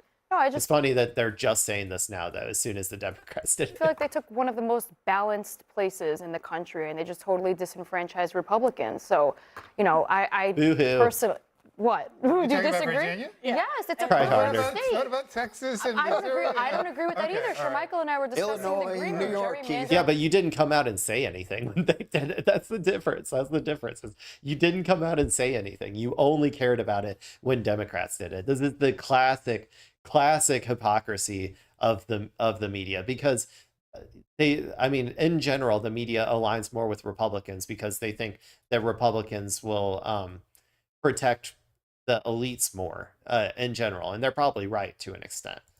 is a problem. It's a bipartisan problem. Can I ask a question? When Texas was happening, you were not hearing Republicans say that this was a problem for our democracy. That this was, I agree with and, you. And I think that, and Republicans didn't stand up to Donald Trump either. And Republicans in Texas and across the country had the opportunity to say no to Donald Trump. But for some reason, they do not have a spine to stick up to him. And nobody wanted to tell him. But this didn't just start with Texas, though. This has been going on for decades, like for more than decades, for like centuries. Like they've been gerrymandering forever. And like I said, it's much more severe on the Republican side. But they like the balance of power that exists today between the Republicans and Democrats, and that's why these people never say anything about it. Him no. And now we're in the situation where I agree with you. We shouldn't be doing this anywhere. But Donald Trump put us in this position. And it, frankly, is because no one would tell him no. And now Republicans are saying, oh, but our democracy. But Sochi, I think the issue with Virginia, though, after Texas, California passed their referendum, and it pretty much equaled everything out. I think the issue here with Virginia is that they're only leaving 1 Republican congressional district. Now, of the 5 districts that Texas will get, they're not Republicans, that is, won't win all 5 of them. Hell, we'll be lucky if we win 2 out of the 5. More than likely, Democrats will win 3. So he's a Republican, dude. Because they're mostly in Hispanic areas. So this is backfiring two parts of in that terms of are expectations. important. Two parts of that are important. One, it's not just California and Texas evening themselves Other states, out. sure, but many have declined. Many have declined, Thank but God, other yeah. states are actively moving to give Republicans an advantage. If these are the rules, if these are the rules that we're going to play by, that gerrymandering is legal, then gerrymandering is legal for all sides. So I say go for it. So Dems. now with Virginia, we're actually in a more even place where the advantage is probably neutralized. Well, but we're not even in a even place because of the historic legacy that has favored Republicans due to Republican gerrymandering. This will not make it equal. It's only when every single blue state starts doing exactly what Virginia did and giving Republicans a single representative. That's when it will finally be like, quote unquote equal. Like once we get to that least common denominator, bottom of the barrel thing. And yes, it's not good for the people of the state to not be represented. I'm not saying that that's a good thing, but I'm saying that these are the rules that we are living under. And if you don't like them, then we should change the rules. We'll have about a 9-seat advantage, though, Abby. No. According to a lot of the people who look very closely at all these different districts, when you add up all the Republican changes and all the Democratic changes, now we're virtually at net zero in terms of partisan advantage at the district level. That's not including, but that's not including your other point, which is that some of these districts are not as competitive or as non-competitive as Republicans would like. And Hakeem Jeffries, the speaker, or the Democratic leader, he issued a warning to Florida, specifically to Ron DeSantis. And here's Jeffries and DeSantis responding. Okay. Let's hear him. Our message to Florida Republicans is F around and find out. The Republicans are dummy-mandering their way into the minority before a single vote is cast because they started this war and we're going to finish it. Please. I mean, I despise Hakeem Jeffries, to be honest, but he can talk good sometimes. So this isn't terrible messaging, to be honest. Yeah, you should be like, okay, bring it on. You want to gerrymander, then we'll double. Like I said, the Democrats have a lot more gerrymandering that they can do. The Republicans are basically gerrymandered out. They've already they've already gerrymandered almost as much as they possibly can. So yeah, there's a lot more seats that Democrats can get if they do this. So this is pretty good messaging, and I think it's an honest threat that is like able to be acted upon. Because they started this war and we're going to finish it.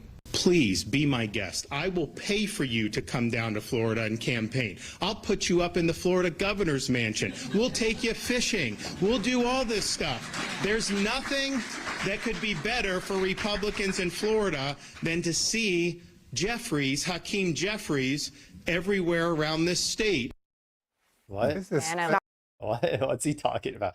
Dude, he is, well, they're both kind of rizzless, but Ron DeSantis is like a charisma black hole. Like he needs to be studied by scientists as to how someone could have like such a small amount of riz. Like Hakeem Jeffries everywhere around this state.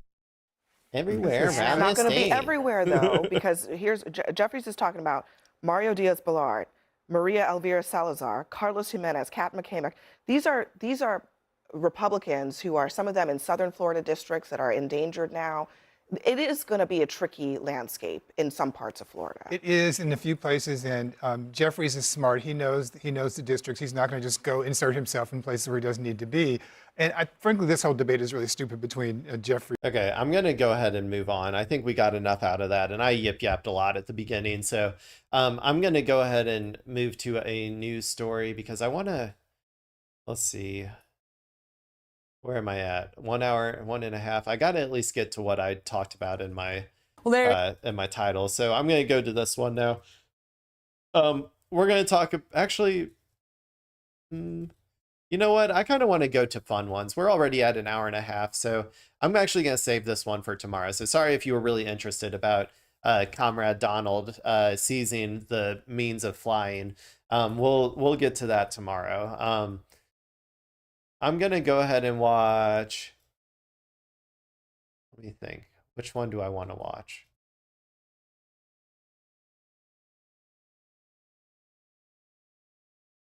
Let's watch this one. Has it? So this is going to be React content. I don't know I don't know this channel at all. This is SpongeBob Historian. What a fun channel name. We're going to learn about Mr. Krabs today and how Mr. Krabs turned an entire generation against capitalism. That's the title of this video. So let's all learn together. I'm a big SpongeBob fan. I used to watch it a lot. You know, I'm all about Bikini Bottom here. So let's go ahead and see what this video is all about. It is technically politics related, so let's have some fun here. Has it ever occurred to you that SpongeBob SquarePants might be a subtle critique of capitalism? If you look at how Mr. Krabs runs the Krusty Krab, I think you can make a pretty good argument that it is, and that's exactly the argument I'm going to make today.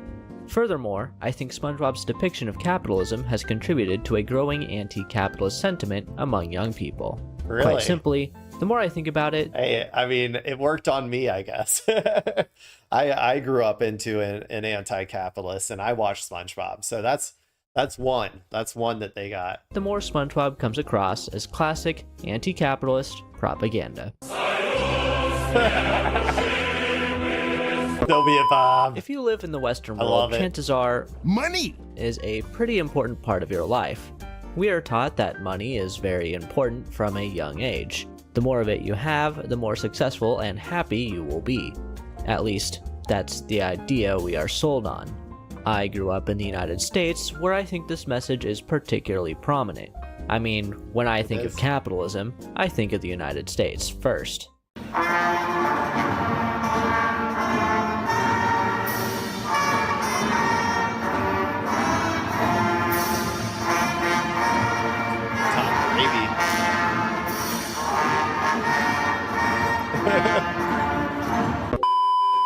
But a lot of Americans... I mean, obviously, America is, you know, the home of capitalism. It is the most capitalism. It is also, not only is it like a heavily, like, crazy capitalist country, like hyper-capitalist, where we allow money to buy everything, including politicians, and, you know, apparently, according to the Epstein files, little Russian girls to, you know, do terrible atrocities to. Like, apparently, yeah, we allow money to corrupt literally everything inside of our society. And not only that, though, but we are also the protectors of international capitalism. We go around the world, you know, destroying nations, any nation that even has the word communism or socialism in their government. We go around trying to destroy them just so that nobody can ever possibly have an example of a communist, or a alternative to capitalism even. So that's what America is in my mind. Are not happy with how the economy is doing, and they haven't been for quite some time. There's a lot of fear out there. For example, a lot of people fear medical emergencies because they can't afford to have one. Americans go bankrupt due to medical debt all the time. In fact, one study from the American Journal of Medical Health estimates that around 500,000 Americans file for bankruptcy due to medical debt every year. Over time, more and more Americans have become upset and disillusioned by our economy. Yeah, see, isn't capitalism great, people? Isn't it great? And all of you social democracies out there, you Finlands and whatnot, that still have your socialized medicine and all that. Be assured that one day, inevitably, capitalism will completely destroy your healthcare industry as well. It's already working its way through the UK and like various like European countries. Soon it'll hit you guys, and you're always the happiest in terms of the happy score countries. You know, when they rate which countries are happiest, all of those ones at the top that have socialized medicine, they will all slowly be destroyed by capitalism as well. Mark my words. Economy, and this feeling is perhaps most prevalent among young people. In a Gallup poll issued in August last year, just 43% of respondents aged 18 to 34 said they had a positive view of capitalism, with a net favorability of -11. Respondents aged 35 to 54 and 55 or older. Let's get those numbers down, baby. Let's get had them down. net favorabilities of capitalism of +6 and +27, Capitalism respectively. sucks. But how exactly has SpongeBob contributed to rising anti-capitalist sentiment among young people? Please, relax, make yourself comfy, and enjoy as I explain myself during this yap session. You see, he's a yapper too? It's all because of one cheap Yappers unite, right, people? little guy. One of the main characters in SpongeBob SquarePants happens to I'll be be right one back. of the greediest, most despicable cheapskates in all of animation history. Yes, I'm talking about Eugene Harold Krabs. Of course I am! Mr. Krabs is objectively a terrible person.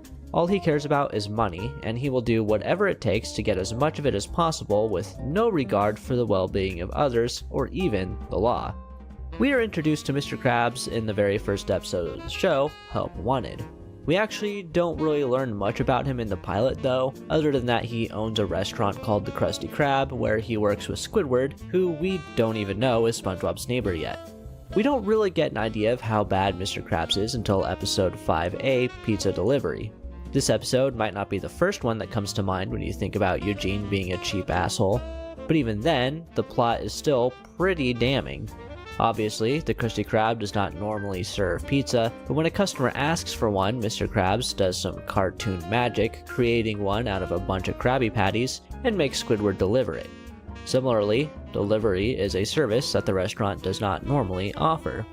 Assuming Bikini Bottom has labor laws, Mr. Krabs would probably be in violation of them by making Squidward do this. However, as we know, Eugene will do anything for $1. They gotta unionize, baby. If you want to not be forced into terrible work conditions by your employer, you need your unions. Everybody go out there and unionize. It'll make your lives better, I promise. Including exploiting his employees. Perhaps I should say, even especially exploiting his employees.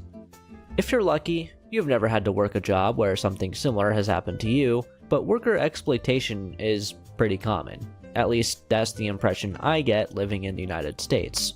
Your results may vary depending on where you live. Yeah, I mean, it wasn't always that way. Like, back when we had really strong unions and like when like 40% of the workforce or whatever was unionized, working conditions were significantly better. You'll also notice that that was back when, you know, you only needed one person in your family to work to provide for an entire family of like 4. Like, yeah, everything was way better back whenever we had strong labor laws, strong unions, when wealth inequality wasn't as bad. Like, yeah, I don't know. Things have just gotten shittier and shittier, especially ever since the rise of neoliberalism as a monoculture in America. Anyways, Eugene makes this task even more miserable for Squidward by making him take SpongeBob with him. The two co-workers spend the next 11 minutes on a wacky journey that includes getting sucked in by an underwater tornado and almost getting hit by a truck. All just so Mr. Krabs could make $1. But this is just the tip of the iceberg. At this point, we're only starting to get an idea of what Mr. Krabs is really like. At this point in the show's history, we still don't know a lot of important things about him, such as how much he pays his employees. So yeah, we get to see a lot of red flags from Mr. I think that I remember an episode about that or something. He'll probably get into it though. Krabs before we really learn how greedy he is. Like in Karate Choppers, he goes out of his way to prevent SpongeBob from participating in a hobby that brings him joy. He even threatens to fire him over it until he finds out that he can use SpongeBob's love for karate as another gimmick to make more money. Thanks, Mr. Krabs. Very cool. Oddly though, I think our first real good indication of how greedy Mr. Krabs is comes in episode 17A, Arg. The one where he leads SpongeBob and Patrick on an adventure to seek the Flying Dutchman's treasure. Oh, sorry, wait, hang on.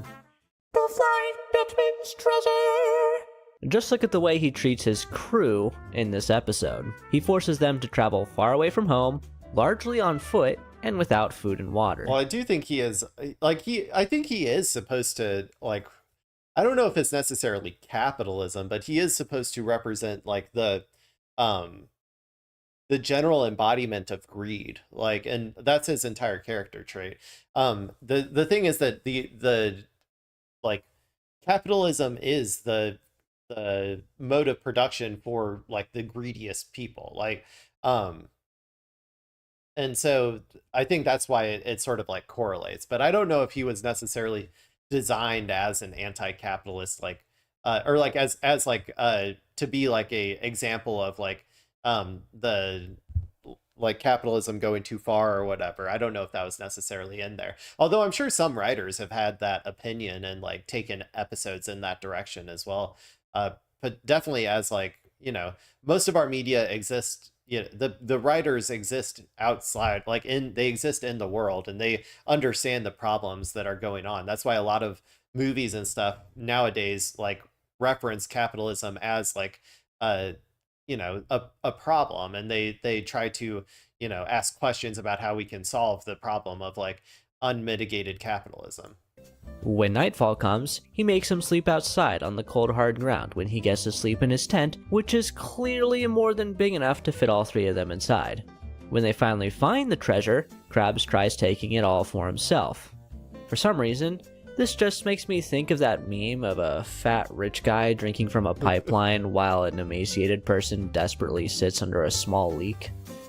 Luckily, though, the episode ends with the Flying Dutchman awarding SpongeBob and Patrick, while Mr. Krabs gets nothing. The world's smallest And that's violin. exactly how it should work in real life too. Obviously, managers and bosses deserve their fair salaries, but the people who do the real hard work deserve to get paid too. And quite frankly, the average American worker is underpaid, while much of the money that should be going to them is going to mega-rich CEOs and other executives instead. In fact, in just 1 year from 2020... Okay, well, okay, yes, they are. They are going to CEOs and C-suite and bosses and stuff. And, you know, you can get mad about that, obviously. CEOs should not be paid 100 times what their employees are paid. And, like... Before the advent of like unmitigated capitalism that we are currently living in, usually like the highest, like if you have a, like if you had like a union shop or something, the highest ranking employee usually wouldn't make more than 10 times the lowest ranking employee. And I think that's a pretty good range to have. That still gives a lot of opportunity for growth. But or like for like rising up and like making more money. But you don't need to make it 100 times. 100 times is just a that's just a handout to like these people who like, usually CEOs also like hop from like company to company, and it's really just kind of like a handout to like people who sit around and in my opinion don't contribute that much. But I'm getting a little distracted. The one thing I wanted to point out that he didn't mention is the biggest culprit of where your wages are going, or like where the wages are being taken from you, are the owners, the people who own the company. If you are not like a part of that ownership, then they are taking your surplus labor value, and that's like where the vast majority of your problems are coming from. At the very least, CEOs, while I don't think they contribute 100 times the amount of labor value to the company that like a just average everyday worker does, I do think they contribute something to the company if they are making decisions and whatnot, and you know, if they are in some aspects contributing labor to the company. So there's that at least. But it's the owners who are taking the vast majority of the profits and just pocketing it, as opposed to investing it in higher wages for their employees. 2024 to 2025, the 10 richest Americans' net worth increased by a combined $585 billion, according to Forbes.com. If you go back to 2020, the increase in wealth of these individuals is a mind-bogglingly massive $1,402 billion, or in other words, $1.4 trillion. To give you an idea, AKA 1 year of the Pentagon budget. of how much money that is more than the GDP of most countries in the world. In fact, $1.4 trillion US dollars would be between the Netherlands and Saudi Arabia, 19th largest in the world. Furthermore, their total net worth nearly tripled from $725 billion to $2.12 trillion, representing an increase of over 190%. Meanwhile, over that same period of time, the average hourly rate for US workers increased less than 0.5% after adjusting for inflation, according to the Bureau of Labor Statistics. I'll leave links to all these statistics in the description below if you would like to check them for yourself. The Krusty Krab is a perfect allegory for all the money and wealth going to the richest people. Mr. Krabs famously, or perhaps infamously, pays SpongeBob and Squidward the least amount of money possible while raking in as much profit as he can get his grubby claws on. There are countless instances throughout the show where Krabs nickels and dimes SpongeBob and Squidward to death. In Squid on Strike, we see the cheap crustacean charge Squidward $21 Hey, they're going on strike though. That's good. That's good. for breathing, to the man. talking, standing, existing, lollygagging, and chewing. SpongeBob gets a similar bill that we never actually see because he just pays it because he's naive and thinks Mr. Krabs is a fair boss, but that's a topic for a video in itself. I mean, imagine if you were a But if I remember correctly, this episode where they go on strike, isn't like SpongeBob sad to be on strike the whole time and just wants to go work? So he's like a scab basically. Yeah, I don't know. I don't know what the moral. I would have to go watch it again to try and get an idea for the moral tone of that episode. A lot of things back in the day though, like when that episode aired, were always vaguely anti-union. I remember specifically like an instance of like I think like a King of Queens episode where they go on strike. And like it was like FedEx or wherever he works goes on strike, and they treat it like a party, like they show it as like a party or whatever, as opposed to like, you know, them trying to get livable wages and stuff, and they show it like in a very condescending manner. And I feel like a lot of shows back then had that. I'm not saying necessarily that this episode did, but I would be curious to go back and rewatch it again. Cashier, and your boss came by and charged you $1 because you were standing. It's a crime enough, as it is, that cashiers have to stand all day. Why can't they just have little stools? As Mr. Krabs would say, money. This is true not just in SpongeBob, but in real life too. Like, yeah, Squidward might not be the best person, but maybe he wouldn't be so grumpy all the time if he got to sit down at his job. And that goes for real life cashiers too. Personally, I don't understand how they do it. I cannot stand still like that without leaning on something for more than a couple minutes, let alone a 4, 5, or 8 hour shift. So shout out to all the cashiers out there.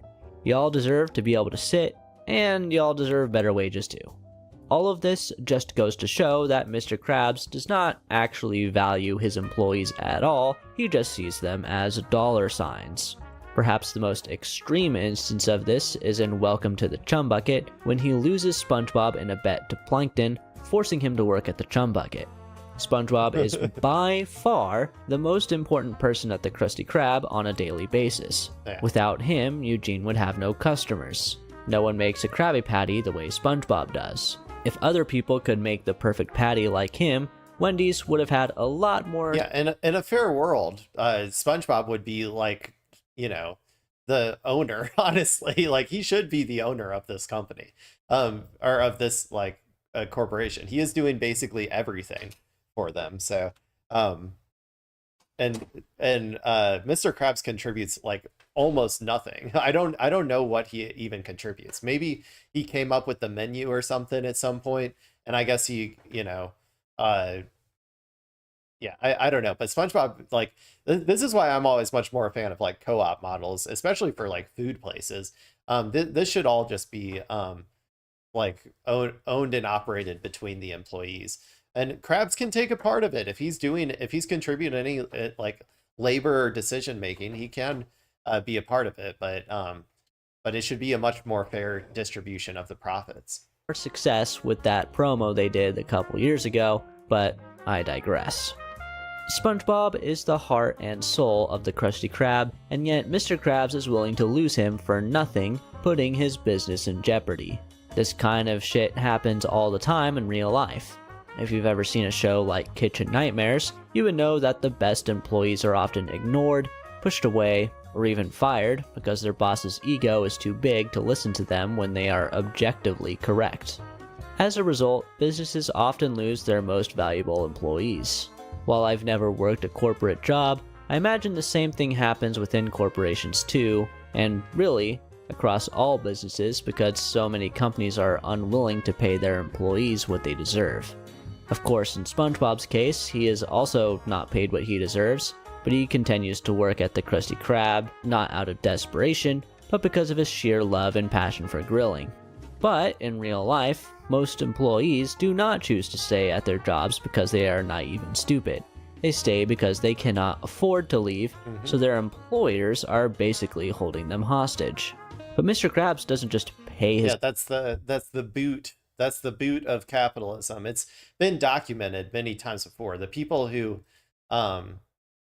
you know, I can't remember who did there's a quote, but like you have to keep the populace's bellies empty because food is the greatest motivator to work these jobs. Like this is well known amongst our elites that this is an exploitative system that we have.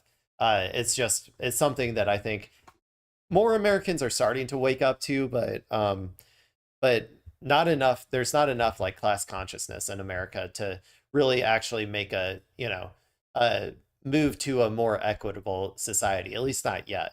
We're trying to get there though, I think. His employees' starvation wages. Sometimes he doesn't pay them at all.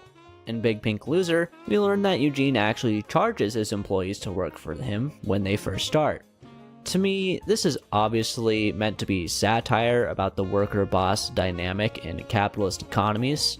Typically, in real life, your average boss at a fast food place isn't exactly— It's not 100% fictional. Like there are corporations that like make you pay for the training and stuff before you actually start working. Like I've heard of that happening before. Like or like make you buy supplies and stuff for the job or whatever. Like there are corporations that actually do that. So it's not as far-fetched as you would think. I know it's being a little bit like satirical or hyperbolic in SpongeBob, but it's not completely far-fetched. Making a shit ton of money compared to their employees, so it is a little bit of a stretch. But keep in mind, Mr. Krabs isn't just the manager of the Krusty Krab, he is also the owner. I would say that Mr. Krabs is shooting himself in the foot with this kind of nonsense because no one would want to work for him, but somehow he seems to have SpongeBob and Squidward locked up for life. I guess he really meant that stuff he said at the end of Squid on Strike. But even then, if he was running a restaurant in real life with only 2 employees, he'd be kind of fucked. Another way Mr. Krabs is analogous to real-world corporations is with his view on the environment.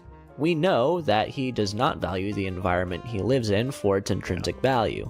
Like many real-life corporations, that's probably more closely related to an anti-capitalist perspective. I would guess that his like non-environmental stuff potentially came a little bit later on in the seasons, but yeah. The natural world has nothing more than resources to be harvested and turned into a profit. This is on full display in the episode Jellyfish Hunter, where he makes SpongeBob fish all the jellies in jellyfish fields practically to extinction. We later learn that he's abusing the jellyfish by forcing them into tight spaces and forcibly milking them before discarding them after they have no more jelly to give. This could be interpreted as a direct allegory for the dairy industry specifically, which is one of the worst industries. I forgot how brutal they made this part of it. Man, yeah, those poor jellyfish, dude. When it comes to environmental impact and, of course, animal rights. But once again, all Mr. Krabs sees are dollar signs. He could not care less what the environmental impact of hunting a species to extinction could be. He could not care less if every last jelly in the world died at his own hands, as long as it made him a tidy profit. And at the end of the day, this is essentially the primary driving force behind capitalism. I can also see this episode being an allegory for the fossil fuel industry, as companies like Chevron and BP clearly place their own profit margins well above the safety and health of their consumers and the entire planet. Perhaps my favorite example of Mr. Krabs being an allegory for greedy corporations comes in the first movie when he notices King Neptune coming to the Krusty Krab, so he jacks up the price of a Krabby Patty to over $100. This one might be a stretch, but hear me out. Oh, wait, what? I would say that Eugene doing this is similar to a concept we are all familiar with now, crisis pricing.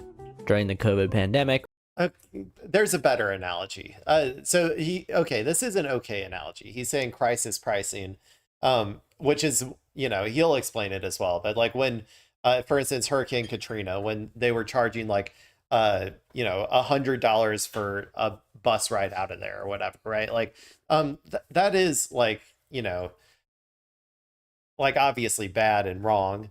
But then the more accurate example though is, they're rolling out, or like the more modern example would be how they're rolling out dynamic pricing and stuff, so that like they're trying to make it so like if you go into a store and they know, they have all your data and they know that you really like this particular brand of bread as opposed to the other brands, then they want the like little ticker, the little sign for the price of it to go up from like, let's say $1.99 for a loaf to like $2.50 for a loaf, so that you end up paying, they're trying to optimize like how much they're making for like just any individual like who comes in there. So I'd say that's a better analogy personally. we saw companies jack up prices for basic necessities for a number of reasons. These included supply chain issues, increased shipping costs, and a number of other excuses companies made, which, to be fair, a lot of these things were real logistical issues created by the pandemic.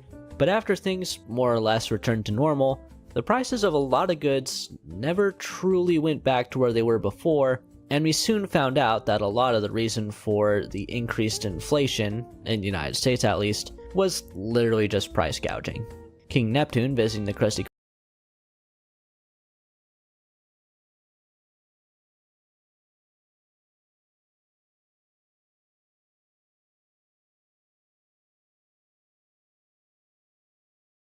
Krab was not exactly a crisis the way a pandemic is, but I think Eugene jacking up the prices just because he knows a rich customer is coming to the restaurant is indicative of the same mindset that these corporations have when it comes to squeezing every last penny out of the consumer. So far, I feel like I've really only scratched the surface as to how bad of a person Mr. Krabs is, but I think I've made my point. There are so many more instances of him just being a cheap asshole, like when he builds Krabby Land out of literal garbage to prey on children, or when he sells SpongeBob to the Flying Dutchman for 62 cents, or the time he forces SpongeBob to take a vacation so that he can save a nickel. I could keep going, but like I said, I think I made my point. So yeah, young people are starting to sour on capitalism, and with the way the economy is, it's easy to see why. The Krusty Krab is a great allegory for real-world economics, and Mr. Krabs is a great analogy for a greedy, capital-owning class. I guess what I'm saying is, Mr. Krabs is Bikini Bottom's Jeff Bezos. But what do you think about Mr. Krabs? Is he the worst character in SpongeBob? Do you think he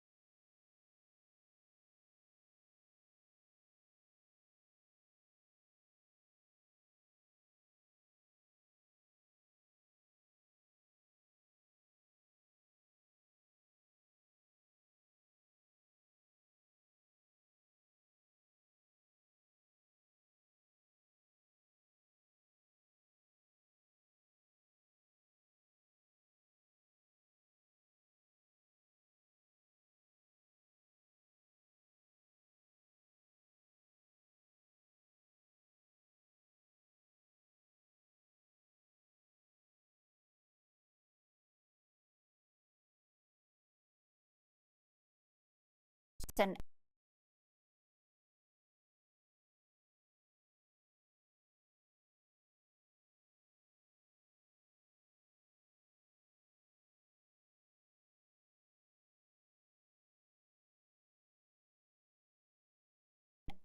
what are we on? Week 4 or 5 of the Hassan Piker discourse? Because God, I think I was muted for that whole time.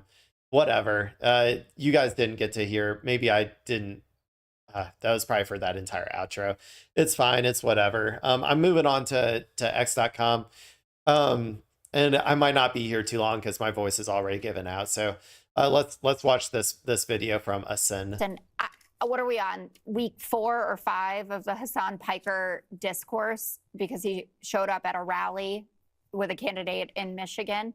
He has a big audience. He does this thing. Go on his stream or don't go on his stream. Listen to his interviews or don't listen to them. It's not that deep, frankly, and it's not a defining feature of the party. But at least we know who he is. Yeah, and the New York Times is I mean, I guess. platforming this. Put him on the list. The more exposure that you get to these ideas, if you listen to it and you don't like it, then you at least know that, and you can say, actually, I'm not down with the candidate that he's supporting. Anti-Semitism, anti-American. We're not paying him. Anti-Americanism. Yeah. All right, guys, the fastest is. Yeah, I mean, I completely agree with her. It's like, who cares? I'm so tired of all this Hassan discourse, man. They need to get over it. I don't even know what they're trying to do at this point. It's everything that they've done has completely backfired. Okay, let's see. Let's listen to this. I know Hassan went on this interview with New York Times. He's been really making the rounds, so let's see what he has to say on this. If you steal from the poor, you become rich. If you steal from the wealthy, you go to prison. So there's only one direction where you can do unlimited theft and erode the social contract for the 99%. There's an invisibility baked into the system that allows the wealthy to engage in this sort of behavior. Because, I mean, it's a cliche at this point, but like wage theft is the most consequential amount of theft that takes place in the United States of America. If you steal from the poor. Yeah, I mean, I agree. Wage theft, I think, accounts for like, it's something crazy, like 60% or something of all theft in America. If I remember correctly, let me see. Wage theft as percent of all theft.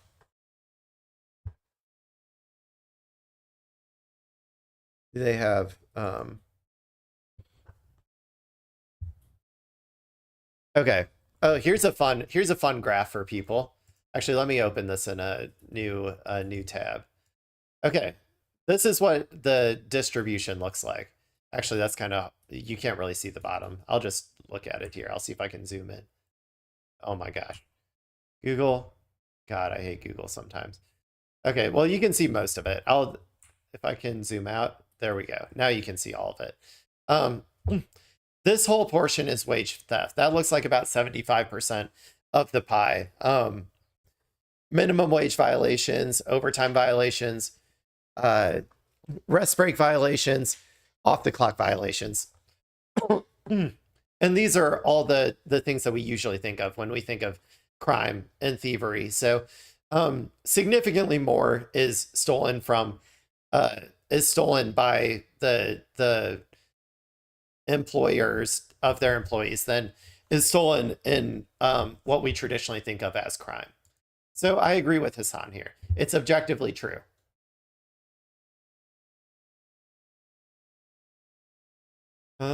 What else we got?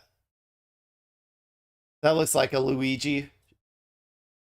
Oh, murder? Legal murder. Well, yeah, legal murder is a lot more profitable than illegal murder. In fact, legal murder might be one of the most profitable businesses that there is. Okay, my voice is like killing me, guys. I'm just gonna find a good one and get out of here. I know this was quick. Humanitarian organization that Israel should be able to act as it wishes towards the Palestinians. There is one way to stop the crimes that Israel is committing in the Middle East, and that is a full arms embargo on that country. We cannot give more weapons to a country that is murdering Palestinians and committing murder in Lebanon and dragging the U.S. into another disastrous war in Iran. And everything that Jonathan is arguing here is just an attempt to obscure that debate. And that is a debate that the vast majority of Democratic voters agree with the left on. Sure. That Palestinian liberation is important, that the U.S. should not be complicit in genocide. And this anti-Semitism thing, it is just absurd, it is offensive, and it is backfiring, and it is actually weakening the very moral urgency of combating actual anti-Semitism that we are seeing emerge from literal Nazis on the far. Yeah, and that was what we were saying from day one after October 7th. If you guys start calling all of this, you know, asking for the emancipation of Palestinians, if you start calling that anti-Semitism, then eventually you're going to devalue the word, and then it's going to lead to, you know, like the normalization of actual anti-Semitism. And we've been proven correct over and over again. Okay, I'm just going to try to find one to get out of here. We'll see if I can find a funny one. AIPAC is trash. AIPAC is... What? What the fuck? God. They're so unhinged, dude. Israelis are so unhinged. Look at this. A Greek resort is what they say, but look at what they're wearing. She's literally draped in an Israeli flag. They are fucking unhinged, dude. Okay, what else we got? What's this?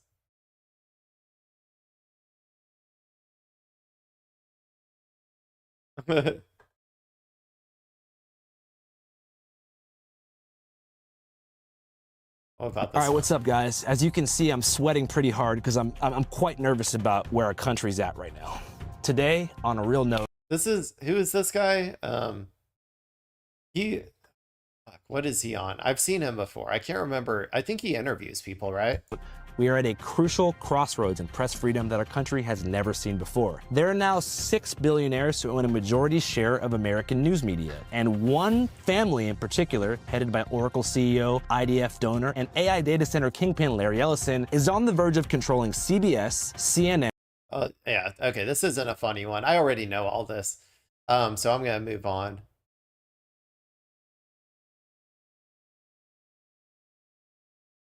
Rosanna Pansino, I've talked to dozens of former Mr. Beast employees over the last 2+ years, and what this new lawsuit alleges is only the tip of the iceberg. Mr. Beast lawyers will try to slander her, but the truth is slowly catching up. I hope this goes to discovery. It gets much, much worse at Beast Industries. I have no doubt. Mr. Beast is the embodiment of like modern social media capitalism. So I assure you that there is a lot of labor exploitation happening behind the scenes at Beast Industries.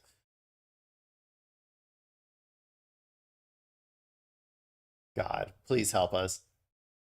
Please help us, God. Not Kamala. Please, not again. I can't do it. We can't do it again, people. God forbid I smoke weed in public while the elites eat children.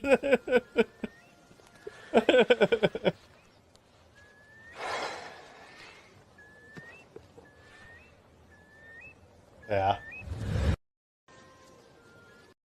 True. What else we got?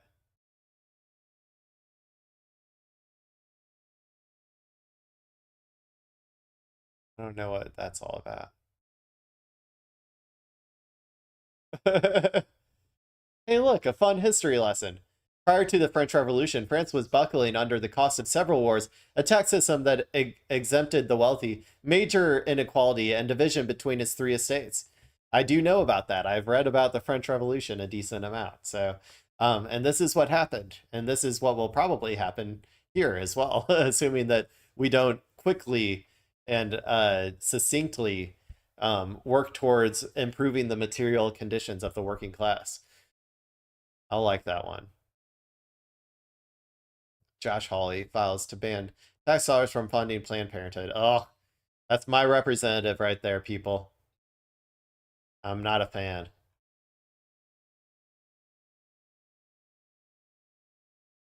I don't know what that is. That's an ad.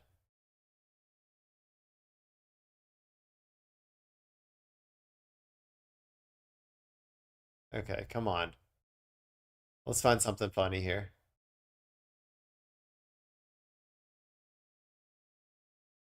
Okay, what's this one? 2.5 minutes. Stabby's funny. I've seen him live. He was funny. So let's this has to be it. This has to be it, people. Okay, I gotta get out of here. So let's watch this one by Stabby, and then I'm gonna, I'm putting my hope and faith into him that he's gonna say something funny that'll be a good note to end on. So my trust is with this big, beautiful face right here. Issue with me is basically I'm not into penetrative sex. Whoa. And I find that as a hard thing to explain to some women and stuff. You don't like it at all? It's one to do with. Wait, is he doing live calls? I didn't even know he did live calls now. I thought he only did like pre-recorded phone calls or whatever. So this is a new concept to me. And that as a hard thing to explain to some women and stuff. You don't like it at all? It's one to do with penis size, actually. So it's only like 3.5 inches hard, man. And I'm that's a giving tough it all one. I got. I respect. I know what you fuck mean. For like an hour or 2 hours, Yeah, but come on. Yeah, I understand. What's he munching on, dude? he's hosting a fucking podcast. I get nervous eating anything on my show, and I'm like, I don't know. He's like a million times bigger than me. I don't understand. 2 hours, Yeah, he's just but come chomping on something. Yeah, I understand. I've been there. You But don't gotta only got explain to me, complaint bro. I've only ever really had complaints from like one partner that I was with, like ever cared about, And okay, and was that a good relationship, or do you think they were just holding your little dick over your head? She was toxic as hell. Dude. Oh, okay, yeah. You don't need that. If your dick is small, you need a nurturing woman in your life. You cannot have a toxic woman because she's got that haymaker ready to go. She's got you with your dick is small. Like, if she wanted me to fuck her like harder, she would fucking say that shit, dude. That's tough. And it would piss me off, and it worked, It's like, was a lady, toxic relationship. lady, you know what my dick is. I'm doing the best I can here. Seriously. It's like, look, we're going uphill in a 4-cylinder car. All right, get out and push, you fucking whore. Go yourself. I gotta do all the fucking work. What the fuck is wrong with you? I'm out of fucking breath. I mean, look, here's the thing we haven't addressed. Is this guy just fucking with us? I know. I'm just enjoying it as a thought experiment. It's Friday. Either way, he's a fucking loser. If he is lying, then he's a guy with nothing to do on a Friday night other than to call in and say his dick is small. How about this? Why don't you FaceTime with your guy right now? You need to FaceTime. Yeah, prove it, bitch. Let me see your feet. With your dick right now, dude, or else you're fucking banned. Oh no, he's showing us his dick for real. Did he actually do it? All right, reveal. We're about to look at this guy's little ass. No! Holy shit! No way is he gonna pull his dick out? Holy shit! No! Are you fucking